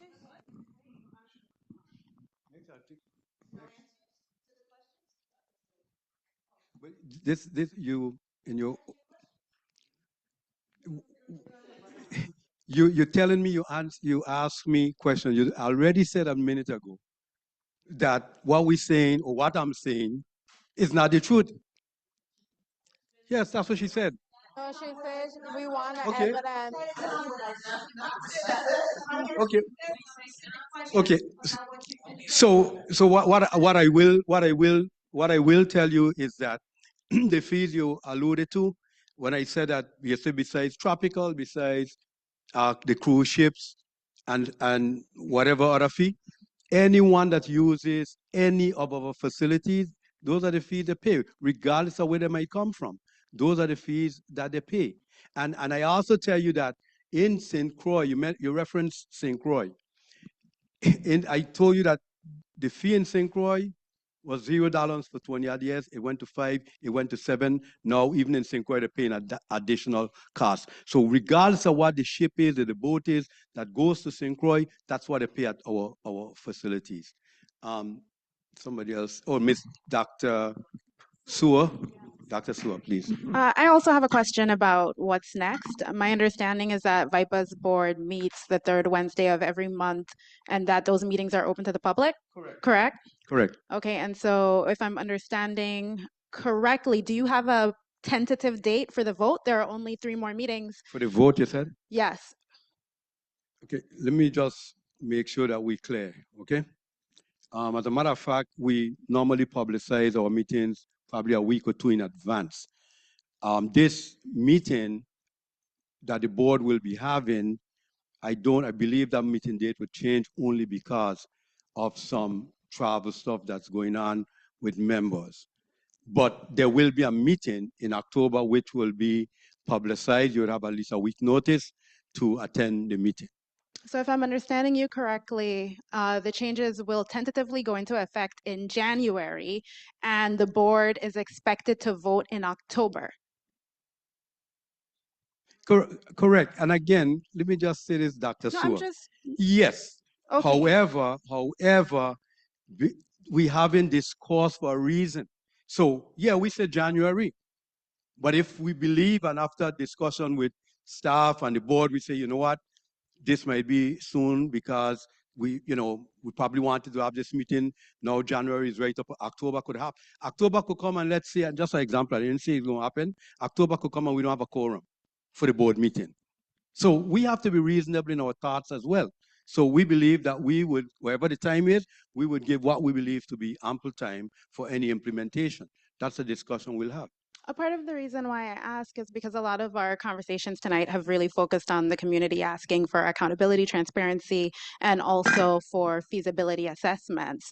And so if the board has to decide essentially, potentially, right, in October, there really isn't enough time for the board and or VIPA as a whole to do studies, to present the information to the board so that they can make an evidence-based decision about the impact of any proposed fees on the people of St. John and the wider Virgin Islands. Thank you. I get you loud and clear. We'll do the one more and Daniel again. I don't think I need a mic. Thank you. The specific question. Fantastic. Imani Daniel again. The specific question I have respectfully, how can I access the profit and loss statements for each of the facilities for Port Authority? thank you. We'll have our accounting people. We'll see whatever we're talking about, the profit and loss. Our information is normally on our website. We'll have the regular information that we put out every month available to the public. That's what we do. So again, respectfully, I asked a very specific question. It's about the profit and loss statements, right? The revenue and expense reports for each facility that I would like to see. And I think as a Virgin Islands resident, I have the right to see it, no? So what do you do so that I can access those, sir? Just do this, right? Yes. Just send your request in writing to us and we'll respond accordingly. Okay? Well, you probably didn't get the answer you want, but anyhow. So fine. just But let me anyhow, clarify. Send it. Is it accessible? Is it something that I can have access to, sir? Send your request in writing and we will respond to you. So it's not accessible, heard. Folks,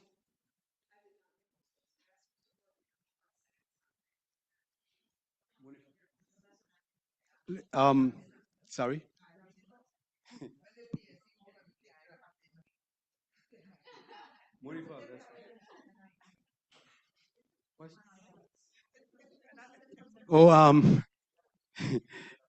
The lady asked a very important question, and she asked if the authority have dinner. I want to refrain from the dinner business because that might be a fee too. So that's just a light moment. Don't take us to that. But but all in all, we really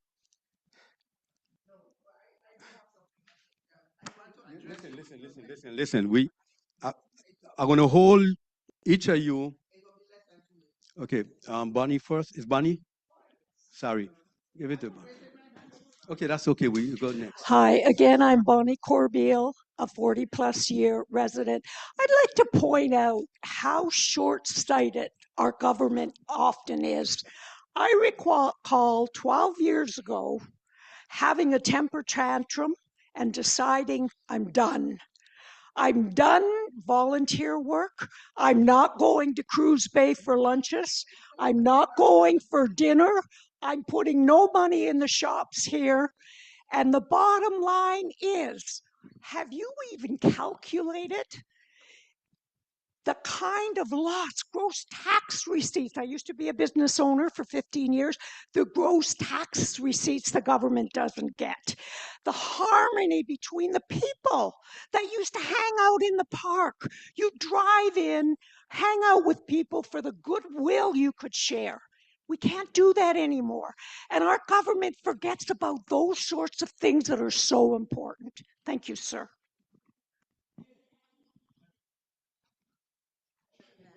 Okay, Nydia Lewis again. I just wanted to address again, because you keep mentioning this 19 years that you haven't had an increase.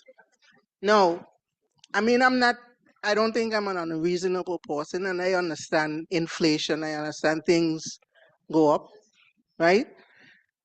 But like Ms. Gordon says, it really is too high, and St. John definitely is bearing the burden of these increase. And that's clear in the document that you put out. We have the highest increase in all of those fees. But in the 19 years that you say that you've been collecting the revenue, specifically for the barging facility in St. Thomas, I mean, in what relation has there been any improvements? What improvements have we even received for the money that we've put in there? And I believe you've really gotten a lot of money. That's why these things so expensive. But in St. John, it's the same thing. You know, you have that facility there, and all I'm seeing is it deteriorating. And you're collecting money every day.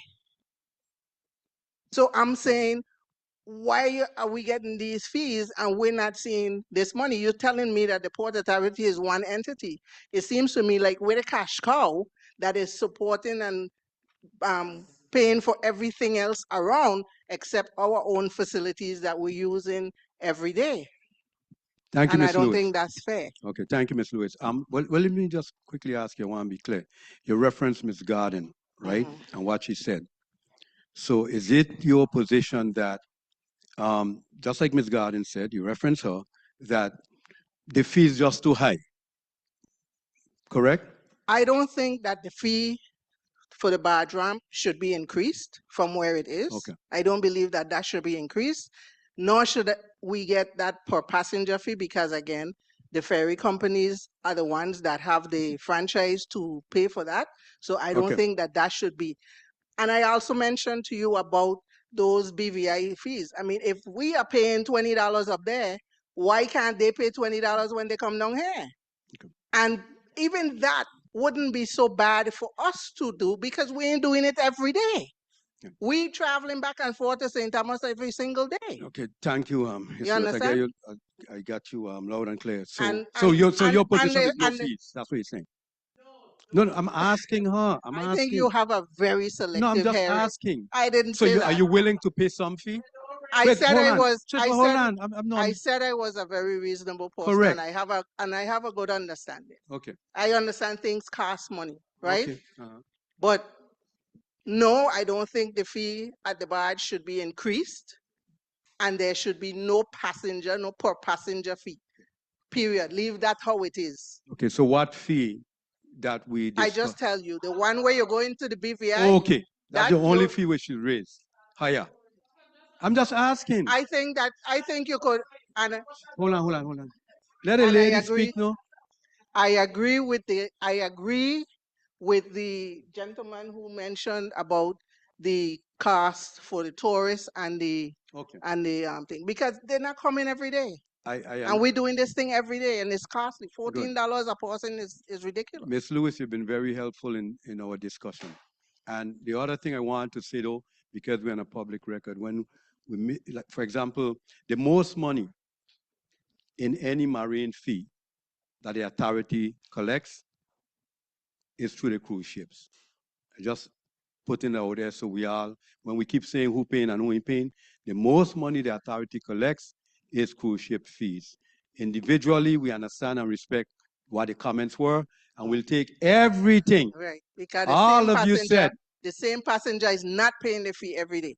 Ms. Lewis will take every single comment under advisement, and we will get to our governing body. We'll have the discussions and see where we go. And I'm glad that you mentioned, how inflation and so forth could affect things. But I really respect each and every one of you. Yes, but and we your comments. also Ms. want Lewis? to see some improvement and some good management for our increased fees. Thank you. Okay. Thanks, Ms. Lewis. Have a great day. All right, folks, good night. Try to have a good evening and be safe wherever your travels might lead you.